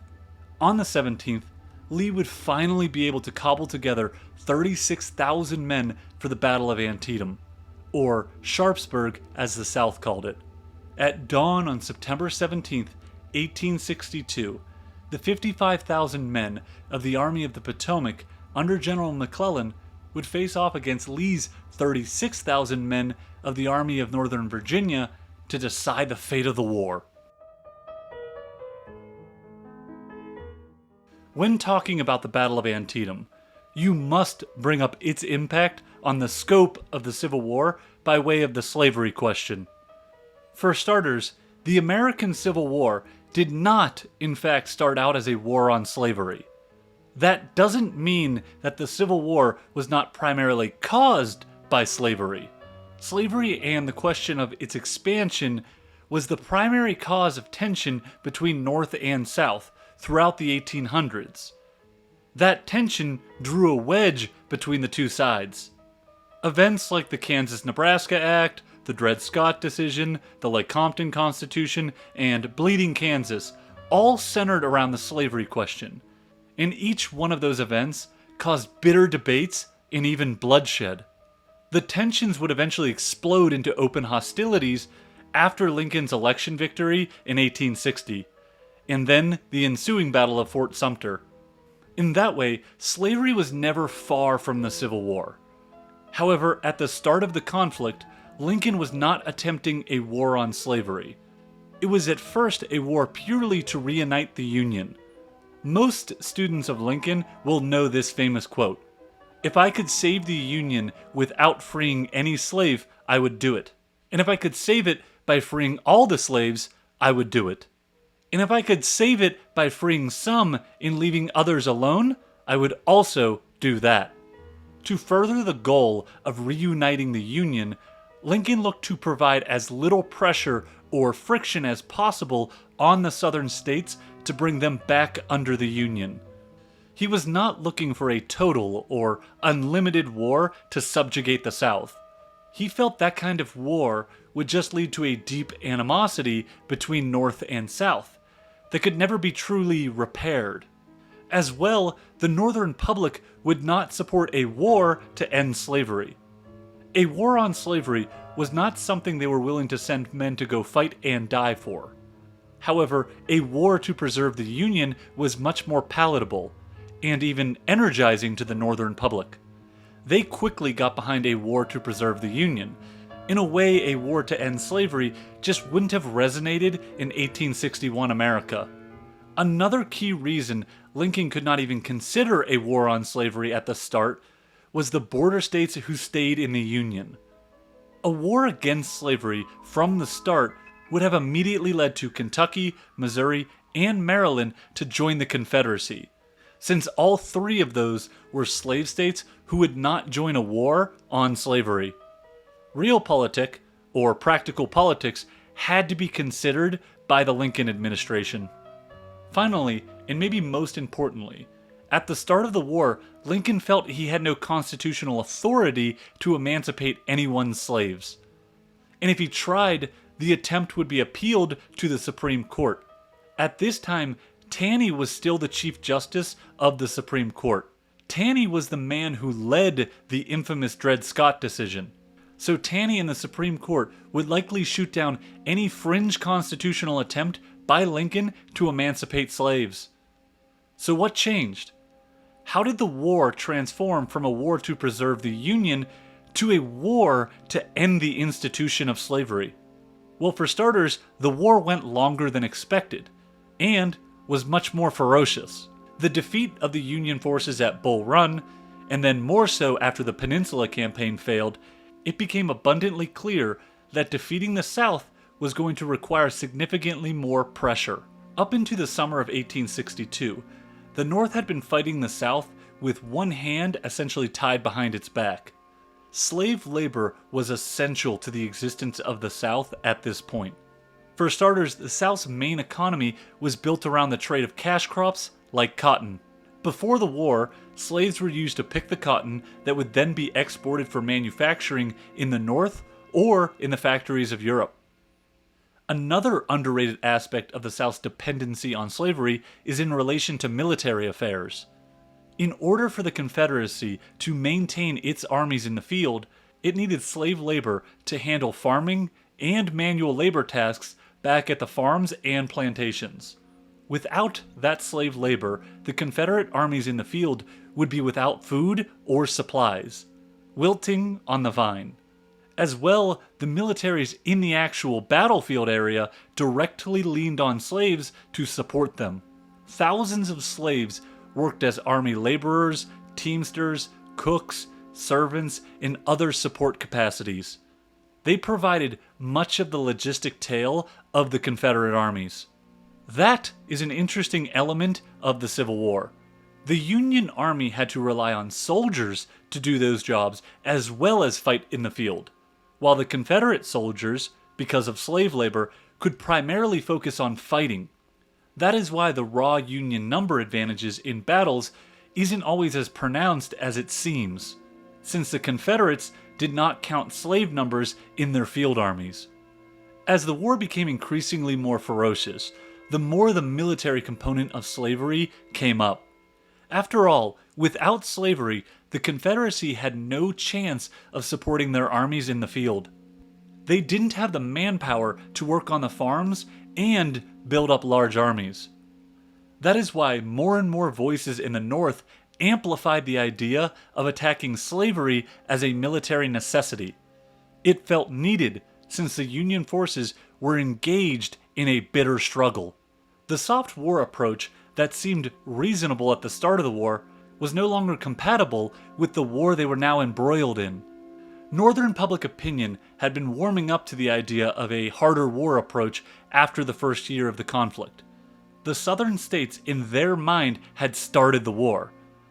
So why should they continue to fight a war in a way that avoided touching the South's main institution, slavery? The South had given up that right when they didn't respect the Pact of the Union and seceded. It just continued to not make sense to not hurt the Confederacy's primary means of sustaining their war effort. Additionally, emancipation would not only hurt the South's ability to fight the war, it would also be an asset to the North's ability to fight the war. The Union forces could confiscate slaves as enemy property, free them, and then put them to work for the Union. That would release Union soldiers from logistic duties to then go out and fight in the battlefields. If the North declared that all slaves in the South were considered free, this could cause a rush of slaves to try and escape the South and join the Union lines, which in turn would cripple the Confederacy and provide a massive boost to the Union armies. Slaves had actually entered this debate on their own volition, as many of them saw the war as a potential path to freedom, and they would escape their masters to enter Union camps. Union officers would have to decide between returning them to slavery or acknowledging their freedom. This is where the term contraband of war comes from. The Union commander at Fortress Monroe, Benjamin Butler, refused to return escaped Virginia slaves by labeling them contraband of war. Not all Union soldiers felt this way, though. Plenty were fighting for a war to preserve the Union, and were anything but abolitionists. However, as the war dragged on, more and more started to feel that in order to win the war, they must take the gloves off and attack all elements of Confederate society. Taking the gloves off was exactly where Lincoln's mind went over the course of 1862. He stated, "This government cannot much longer play a game in which it stakes all and its enemies stake nothing. Those enemies must understand that they cannot experiment for 10 years trying to destroy the government, and if they fail, still come back into the Union unhurt." Basically, for Lincoln, the war had become too absolute to continue to pull punches against the South. And furthermore, he needed to press upon the Confederate States that they could not simply lose the war and go back to the way things were. Too much blood had been spilled and resources spent to go back to the old ways as if nothing had happened. If the rebelling states did not submit to rejoin the Union, Lincoln was going to make war on their way of life, slavery. The border states were still a concern, since declaring any kind of emancipation doctrine freeing the South's slave population would alarm them. Lincoln worked with those Union slave states to try and get them to accept gradual emancipation plans, so that they would be open to him targeting slavery in the rebelling states. However, those states continued to resist all of Lincoln's gradual emancipation proposals. By summer, he had given up on those efforts to get the border states to come to terms with an emancipation plan. He was going to target Southern slavery even if it angered Union border states. Lincoln grounded his Emancipation Proclamation on his powers granted to him as Commander-in-Chief. As Commander-in-Chief during a war, he had the ability to seize enemy property that was being used to wage war against the United States, in this case, slaves. When Lincoln brought up his emancipation idea to his cabinet, he stated, "We wanted the Army to strike more vigorous blows. The administration must set an example and strike at the heart of the rebellion." Lincoln's cabinet expressed varying degrees of support for his plan. During this cabinet debate, the voice that resonated most with Lincoln was his Secretary of State, Seward. Seward approved of the proclamation, but not the timing of issuing it immediately. The timing of this cabinet meeting was July of 1862. At this point in the war, the Union armies were suffering defeats everywhere. The Peninsula Campaign had been a disaster, while in the West, Vicksburg looked impervious to all federal attempts to subdue it.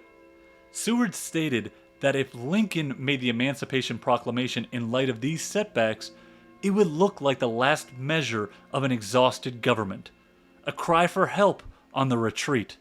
This logic really stuck with Lincoln, who then stowed away the proclamation, hoping to bring it out after a great military victory. A victory that would have to wait until a fateful September day in Maryland. The Emancipation Proclamation would dramatically change the American Civil War, from one of preserving the Union as it was into something much grander, destroying the institution of slavery. That higher moral cause would not only impact how Americans thought of the war, but also Europeans. That brings me to the next element of Antietam I must address, and that is how the world powers of Europe viewed the American Civil War, and how the events in Maryland would go a long way to impacting their view of the conflict.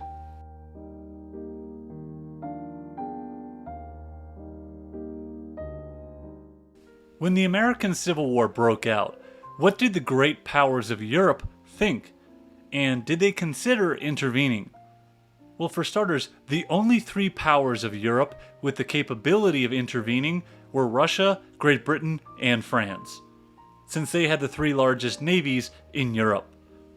Russia was staunchly pro-Union throughout the war. never coming close to recognizing the Confederacy as a nation-state.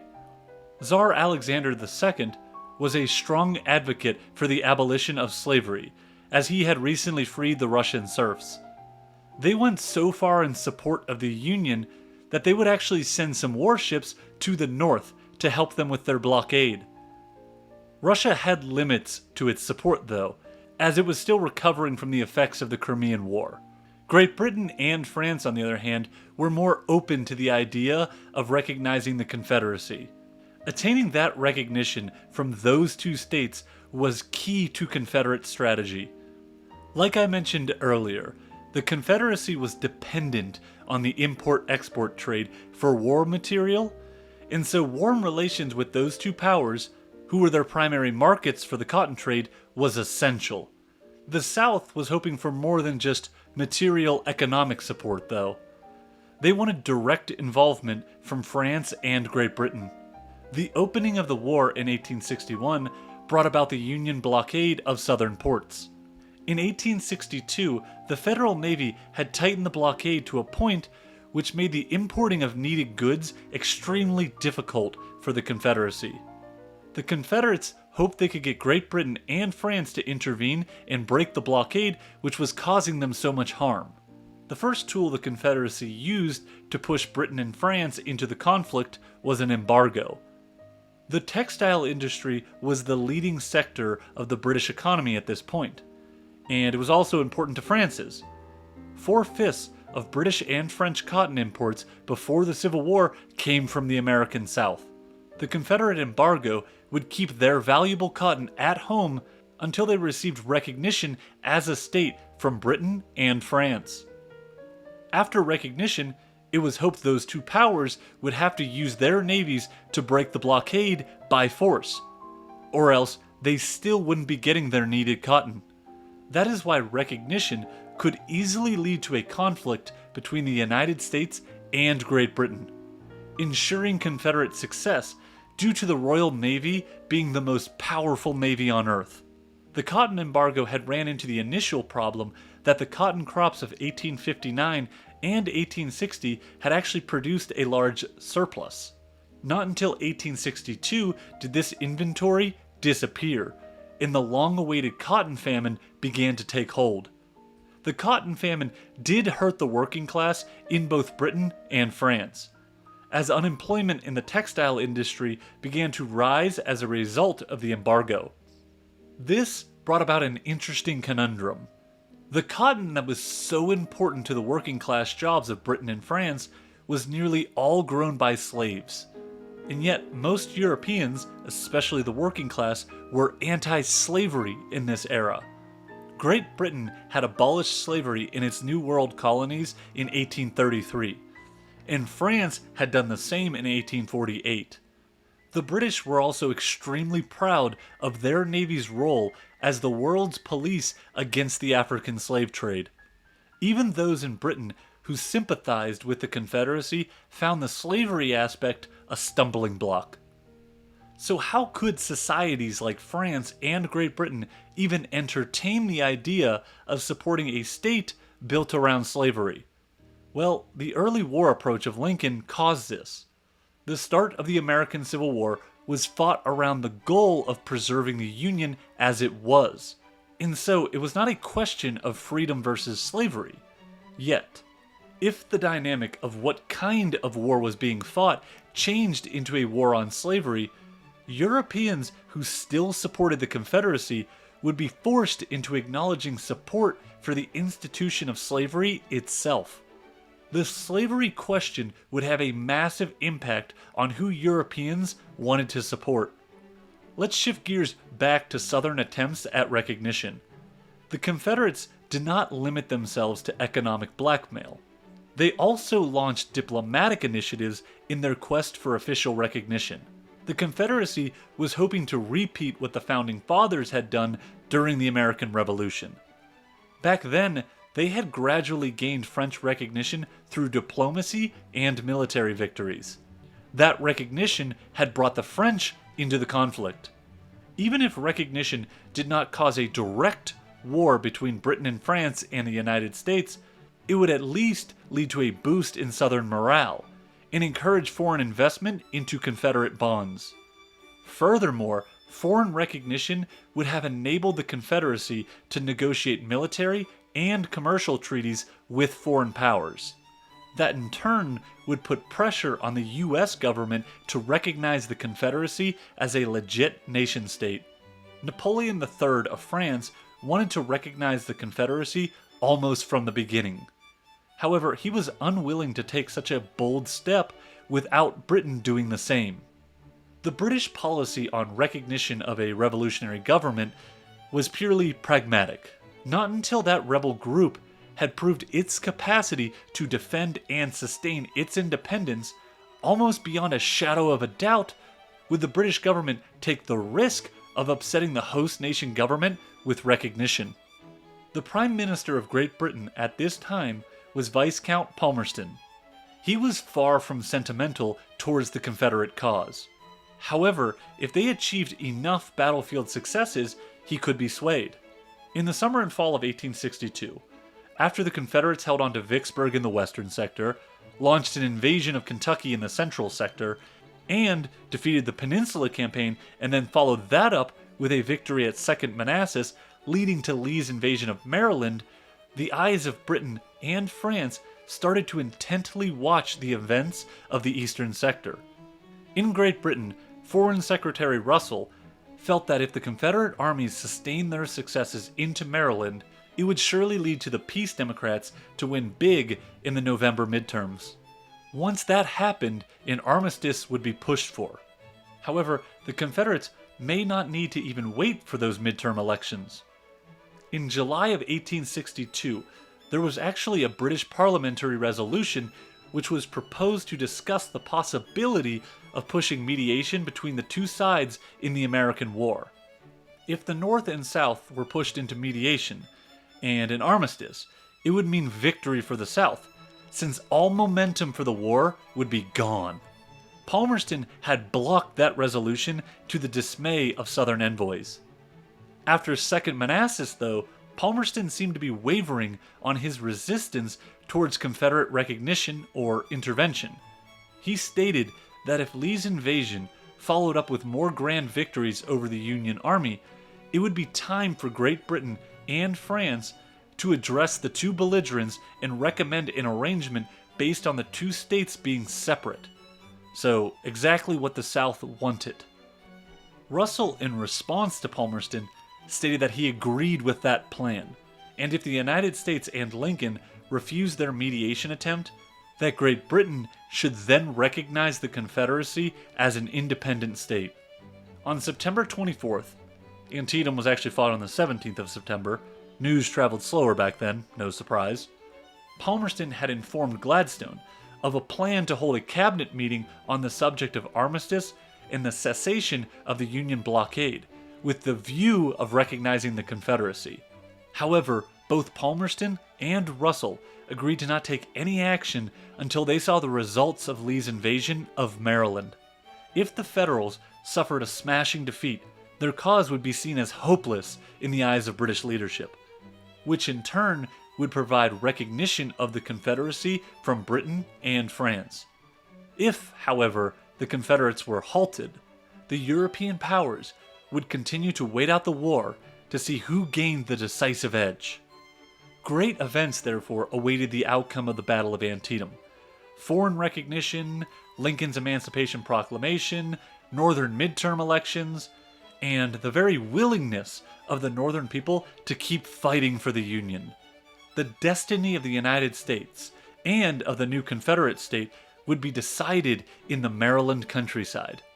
Now that you know everything that was at stake in this battle, let's finally go into the actual Battle of Antietam itself. McClellan vs. Lee, facing off to decide the American Civil War, could not have pitted two more opposite generals against each other. Lee was hyper-aggressive, regularly shifting units around the battlefield to meet threats or exploit openings to attack. McClellan was cautious and methodical. He had been known for his excellent organizational skills. Going into the Battle of Antietam, The plan McClellan had drawn up was pretty solid. In a way, it could be described as a pincer movement. To the north of Sharpsburg, he had placed his most aggressive corps commander, Fighting Joe Hooker and 1st Corps. Next to Joe's 1st Corps was Manfield's 12th Corps. And then the last corps on McClellan's right was Sumner's 2nd Corps. In the middle was Porter's 5th Corps. And finally, on his left flank, McClellan had placed Ambrose Burnside's 9th Corps. The plan called for 1st and 12th Corps to attack the Confederate left. Once these troops were engaged, McClellan expected Burnside's 9th Corps to then fight its way across the Antietam Creek onto the Confederate right, with the goal of cutting off Lee's retreat route to the Potomac.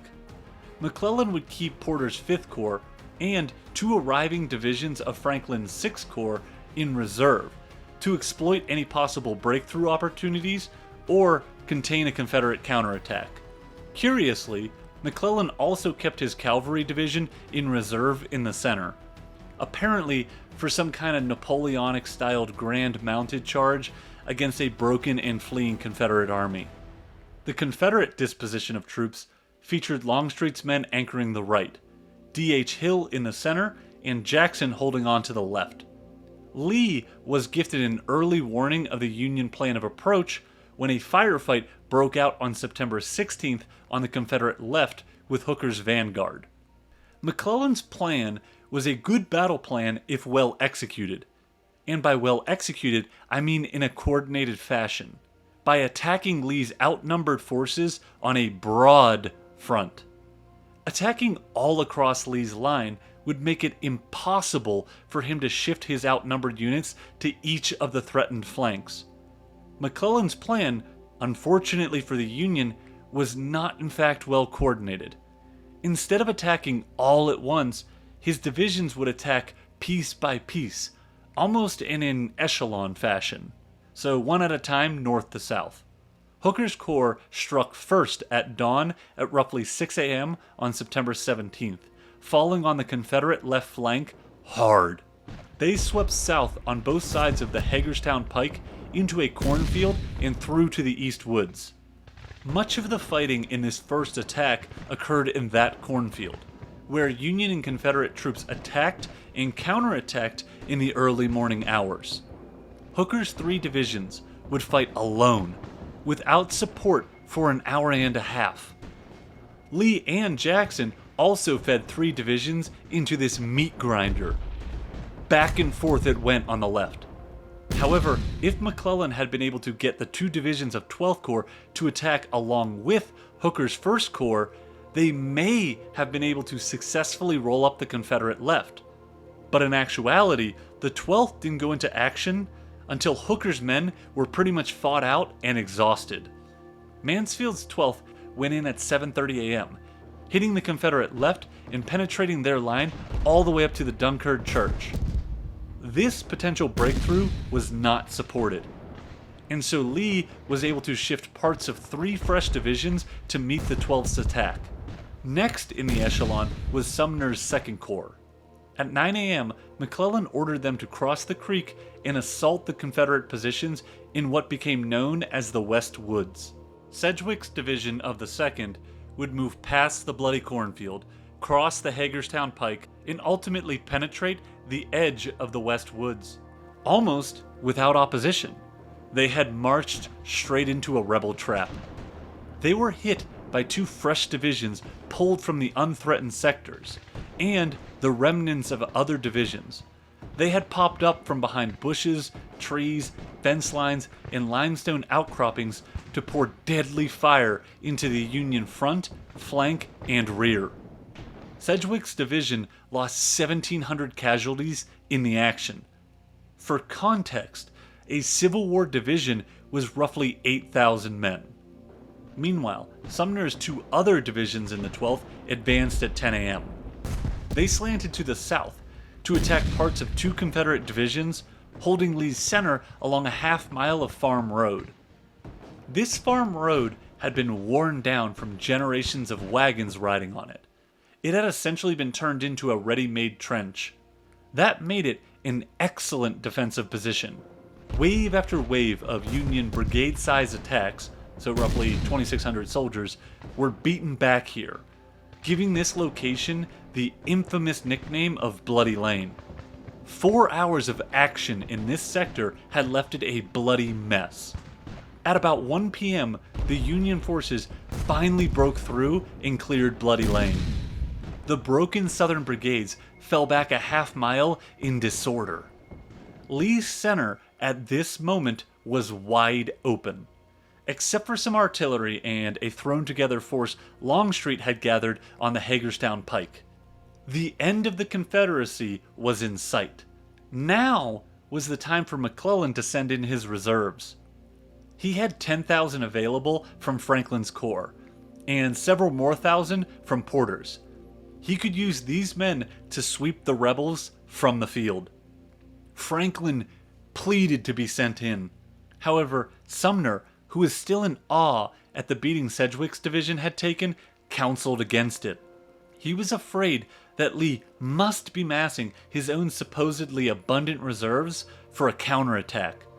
McClellan, naturally being inclined to believe the Confederates had massive numbers, accepted this advice from Sumner and decided against an attack on Lee's center.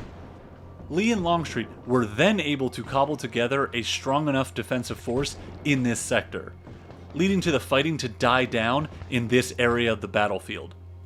Whatever happened to the other pincer on the Confederate right, led by Burnside? McClellan had told Burnside to hold his corps ready for an early morning attack across Antietam Creek.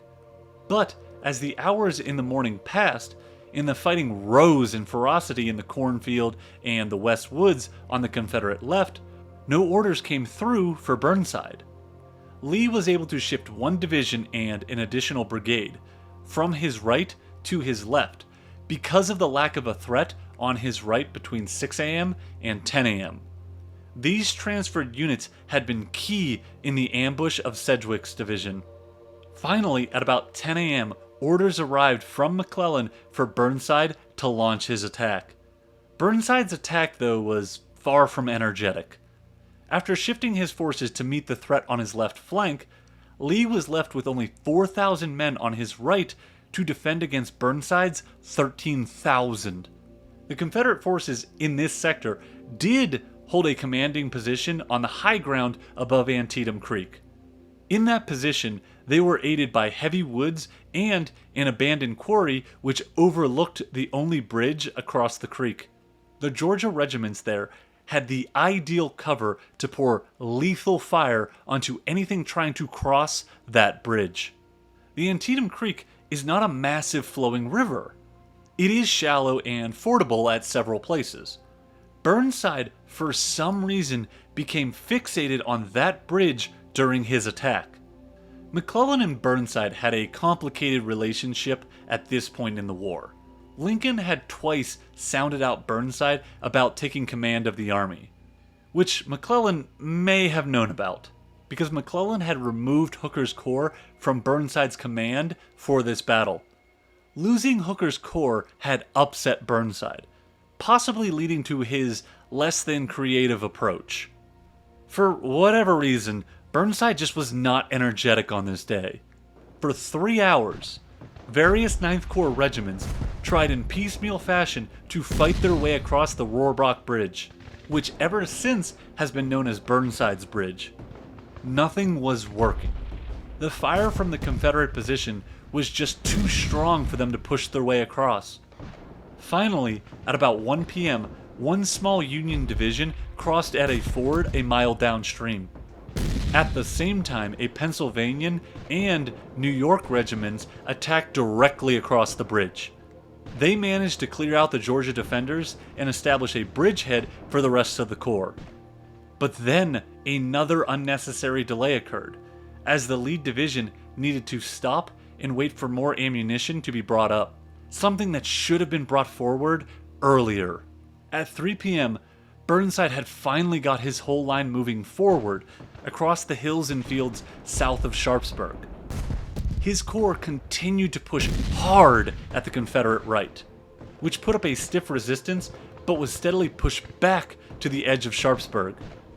The sheer weight of the Union advance was too much for the outnumbered rebels on this flank. By about 4 p.m., it appeared that Burnside would capture the Harper's Ferry road south of town and cut off Lee's only route of retreat to the Potomac Ford. The Army of Northern Virginia was teetering on the brink of destruction when off in the distance, A.P. Hill's division arrived at the battlefield. Hill's men had been in Harper's Ferry mopping up the surrender arrangements before heading north. Hill's men had left Harper's Ferry at 7:30 a.m. on the 17th and marched 17 miles to get to Sharpsburg just in the nick of time to save Lee's army. If McClellan had placed some of his cavalry on the flanks, they could have detected Hill's approach and then sent out a warning. But that obviously didn't happen. Hill would then crash into Burnside's flank and roll it up. The regiment on the far left of the Union flank that they ran into was the 16th Connecticut. They were an incredibly raw regiment, having only joined after Lincoln called for more volunteers on July 1st. They collapsed almost immediately, which created a domino effect as the other regiments of the 9th Corps began to break and flee. The 16th's crumbling and poor performance was not an isolated phenomenon at Antietam. About 15% of the Union soldiers who saw action on that day were new or raw recruits. Despite the collapse of Burnside's left, he still had enough momentum on his right flank that threatened to break through a thin Confederate line directly east of Sharpsburg. This was another opportunity for McClellan to send in his reserves. He had promised Burnside support if he needed it. Most of Porter's 5th Corps, as well as the cavalry, were nearby and available. McClellan, at first, seemed to be leaning towards sending them in, but then Porter stated to McClellan, "Remember, General, I command the last reserve of the last army of the Republic." This reminded McClellan of all those phantom reserves of Lee's, whose existence seemed to be confirmed by the magical arrival of Hill's men. McClellan had deeply believed before the battle he was facing 125,000 rebels, and so he just couldn't take the risk of sending in his reserves. Burnside's attack would go unsupported and ultimately fizzle out. Lee's line would remain unbroken. As night fell on the battlefield, it was a true horror. 2,108 Union men lay dead, while on the Confederate side, up to roughly 2,700 lay dead. The total wounded on each side combined to be over 17,000, the bloodiest single day in American history. When the sun rose on September 18th, some 30,000 alive and unwounded Confederate soldiers were in line and ready for a renewed Yankee attack. Most assumed the battle would rage on another day. McClellan had actually received 13,000 more reinforcements. He could combine those men with the 20,000 who had remained in reserve on the 17th to use as a powerful striking force against the exhausted Confederate line. Once again, though, McClellan's pre-battle figures haunted him. Even though he had more fresh troops in his force than Lee had in his entire army, McClellan didn't believe that. He was still working under the impression that Lee had 100,000 men before the battle. And so the more McClellan thought about it, the more he came to the conclusion that there was no reasonable certainty of success if he attacked again. That is why McClellan undertook no action on September 18th. That night, the Army of Northern Virginia slipped away across the Potomac. McClellan was delighted to see them go. He wired Halleck, "Our victory is complete. The enemy is driven back into Virginia." McClellan would send several regiments of 5th Corps in a feeble pursuit attempt on September 20th. However, they were easily repulsed by Hill's division. Not everyone felt this battle was the victory McClellan claimed it to be. Both Lincoln and Halleck pressed McClellan to renew the attack on the retreating rebel army. McClellan would not be moved by such prodding, and ultimately, it would cause his downfall. Next, let's cover the immediate aftermath of Antietam, and whether or not it's fair to blame McClellan for not achieving a greater victory. In the aftermath of the Battle of Antietam, McClellan and the Army of the Potomac sat on the north side of the Potomac for almost 6 weeks. The reason McClellan gave for the inaction was to reorganize and resupply his army. As a consequence, though, because of McClellan's inaction, Lee was given the time he desperately needed to refit and resupply the Army of Northern Virginia. The longer McClellan stayed stationary, the more frustrations continued to grow. Lincoln did everything in his power to poke and prod McClellan into action. He visited the Army of the Potomac from October 1st through 4th to personally tell McClellan to get moving. After Lincoln returned to Washington, he sent McClellan as direct of an order as possible, stating, "Cross the Potomac and give battle to the enemy. Your army must move now while the roads are good." And yet, McClellan still didn't move. Lincoln's frustration would come bursting out after McClellan sent a telegram blaming broken down horses for his lack of movement. Lincoln stated, "Will you pardon me for asking what the horses of your army have done since the Battle of Antietam that fatigues anything?" McClellan continued to insist that his men could not march and fight without full rations and new shoes. Yet, somehow Lee's army managed to march and fight with minimal rations and few shoes. Their delays and inaction by McClellan wasted an opportunity to march his Army of the Potomac south and get between Lee's army and Richmond, which is what Lincoln desperately wanted him to do. Getting between Lee and Richmond would force the Army of Northern Virginia into a decisive battle, a battle which could end the war. Finally, on October 26th, the Army of the Potomac began to cross its namesake river. But it took them 6 days to get the whole army across, and another 7 to move another 50 miles to the vicinity of Warrenton. Lee, in response, divided his army once more, and placed Longstreet's corps between the Union Army and Richmond. Jackson would stay in the Shenandoah Valley on McClellan's flank, confident he could outmarch the Yankees if they struck at Longstreet. For Lincoln, this was the final straw. On November 7th, he relieved McClellan of command, and ordered Burnside to take command of the army. This news sent shockwaves through the Army of the Potomac. Officers loyal to McClellan urged him to march the army on Washington. However, McClellan quieted all talk of a mutiny, and turned the army over to Burnside.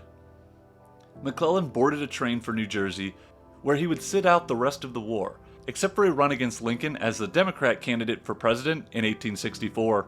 That election he handily lost. With McClellan's dismissal, that brings up the interesting question. How much blame should be put on him for the Army of the Potomac's failures to decisively defeat Lee? Historians, by and large, have not been kind to McClellan.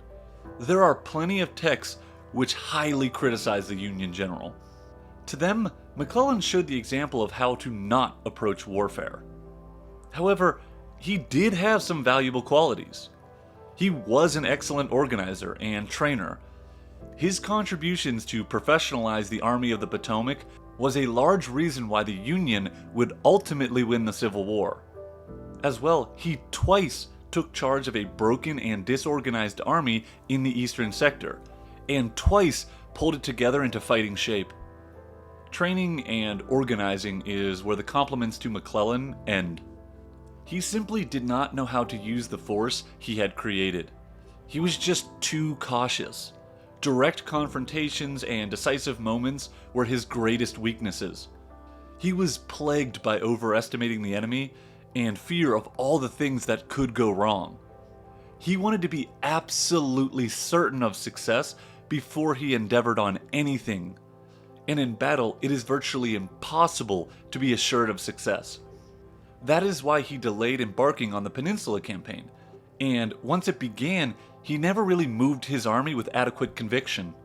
Then, once he had full control of the army again in Maryland, and he had Lee's marching orders in hand on September 13th, He delayed a critical day on advancing on the South Mountain passes.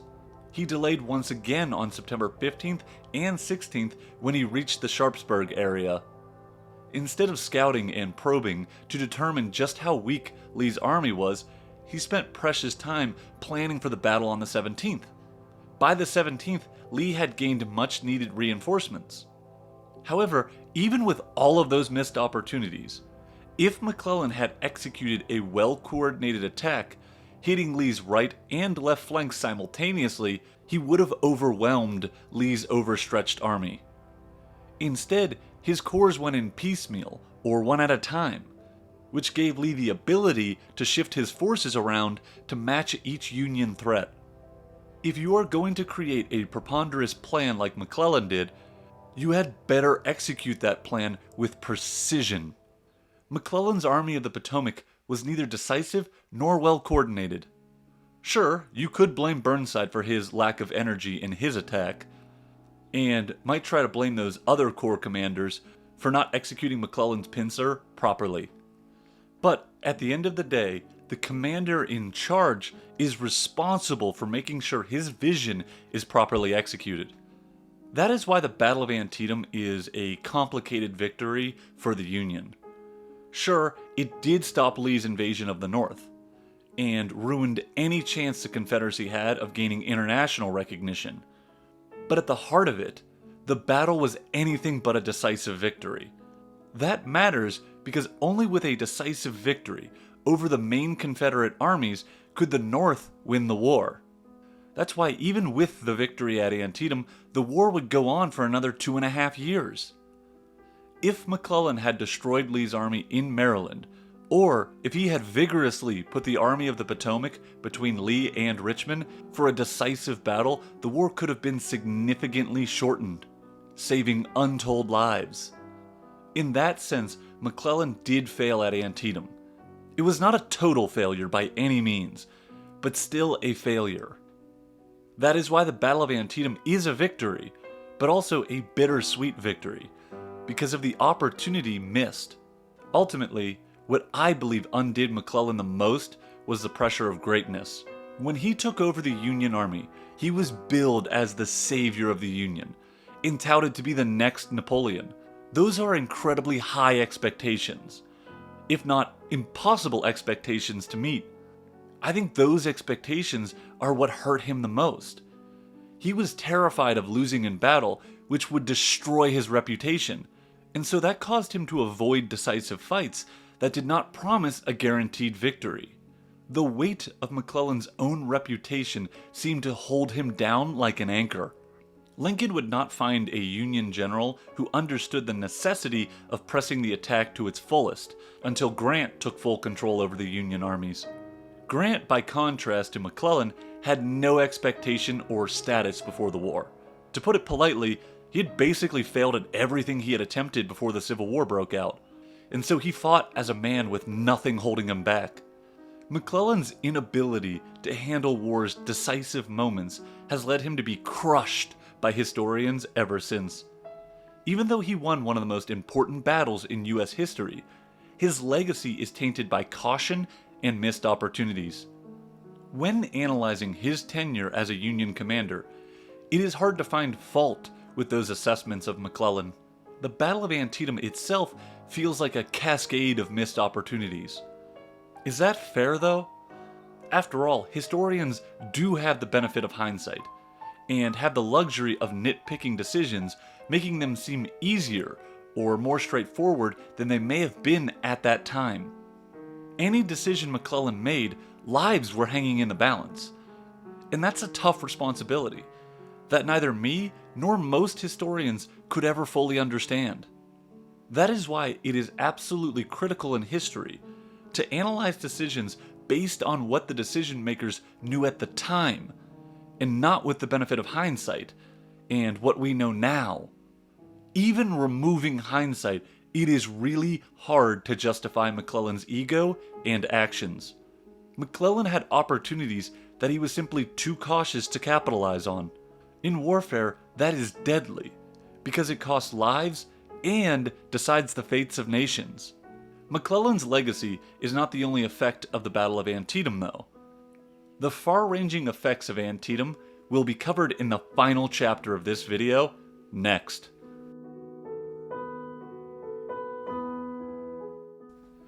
The Battle of Antietam may have more side effects than any other battle fought in American history. Let's start with how it changed the dynamic of the war. The retreat of Lee's army back to Virginia without a decisive strike in the North gave Lincoln the desperately needed major military victory to announce the Emancipation Proclamation. 5 days after Antietam, Lincoln called a special meeting of his cabinet. He stated, "I think the time has come now," and further elaborated that when Lee's army reached Frederick, he had made a deal with God that if he gave the Union Army the victory in the upcoming battle, he would consider it his divine will to issue the Emancipation Proclamation.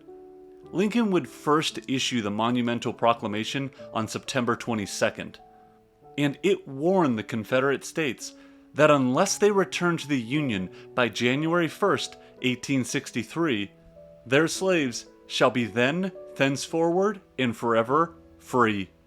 No consequence of Antietam was larger than this one, as it changed the very character of the war.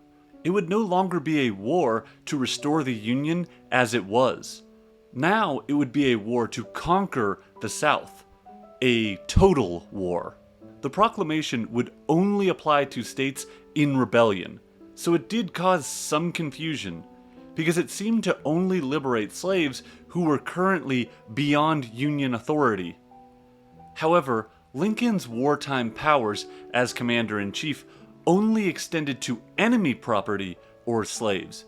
He had no such constitutional power to free slaves in the Union states, or the already liberated areas of the Confederacy, like New Orleans.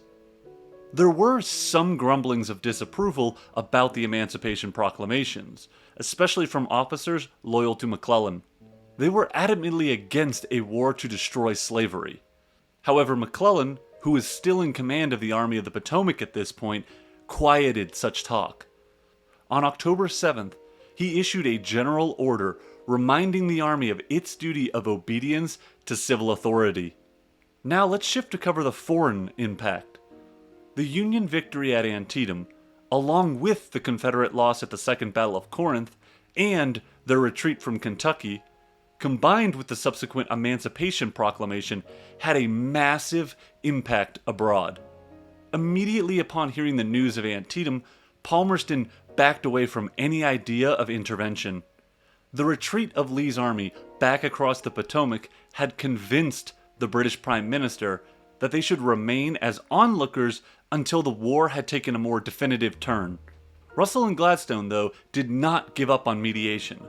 They worked with Napoleon III to produce a French-led initiative that asked Great Britain to join in on a proposal for a 6-month armistice in the American War, during which the blockade would be lifted, cotton exports renewed, and peace negotiations begun.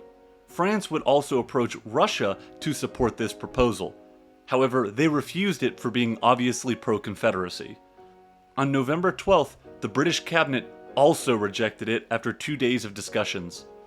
James Mason, who was the Confederate representative in Great Britain, may have been the most disappointed person in Europe by the Battle of Antietam. He had felt recognition was close at hand before the battle. However, after it, his mission would never again come as close to success as it was in September of 1862. Along with the actual Battle of Antietam, the Emancipation Proclamation had a massive effect on preventing foreign recognition, since it firmly rooted the war as one between freedom versus slavery. The general public in countries like Great Britain started to rally behind the Northern cause. Even the British press, which had pro-Confederacy tendencies before the battle, would have trouble justifying support for the side which represented slavery. The final impact of Antietam was at the voting polls. The Democrats did make some gains in the midterm elections of 1862. However, it was nothing substantial like they had thought before the battle. Before the battle, the Democrats believed it was a virtual lock that they would gain control of the House of Representatives. That did not happen, as the Republicans kept a majority of 15 seats in the House, which was the smallest net loss of House seats in 20 years. For context, this was the only time in the last 2 decades that the party in power retained control of the House. Even more shocking, the Republicans had actually gained a seat in the Senate. The Northern people had spoken. They were aligned with Lincoln's new amplified war approach, ready to escalate it from a simple limited war to the hardships of an unlimited war. The victory in the Battle of Antietam could have been a more decisive war-winning event. However, its massive impact cannot be denied. It did so much to save the Union cause, and even escalate the war to another level. Most importantly, though, this was probably the Confederacy's best chance to end the war and gain foreign recognition. The Confederates were on the offensive in 3 different sectors. The most important of that triple offensive was in the eastern sector. And in that sector, McClellan, for all his faults, had rallied his Army of the Potomac when it seemed to be at its lowest moment. And that is worthy of praise. Sure, Gettysburg and Vicksburg would be key Union victories in 1863. But without Antietam, they never would have happened. The legend of Antietam stands the test of time. Thank you so much for watching this hyper in-depth analysis of the Battle of Antietam. This thing has been such a beast to put together, but so much fun. I am Context History, and please comment with more video suggestions.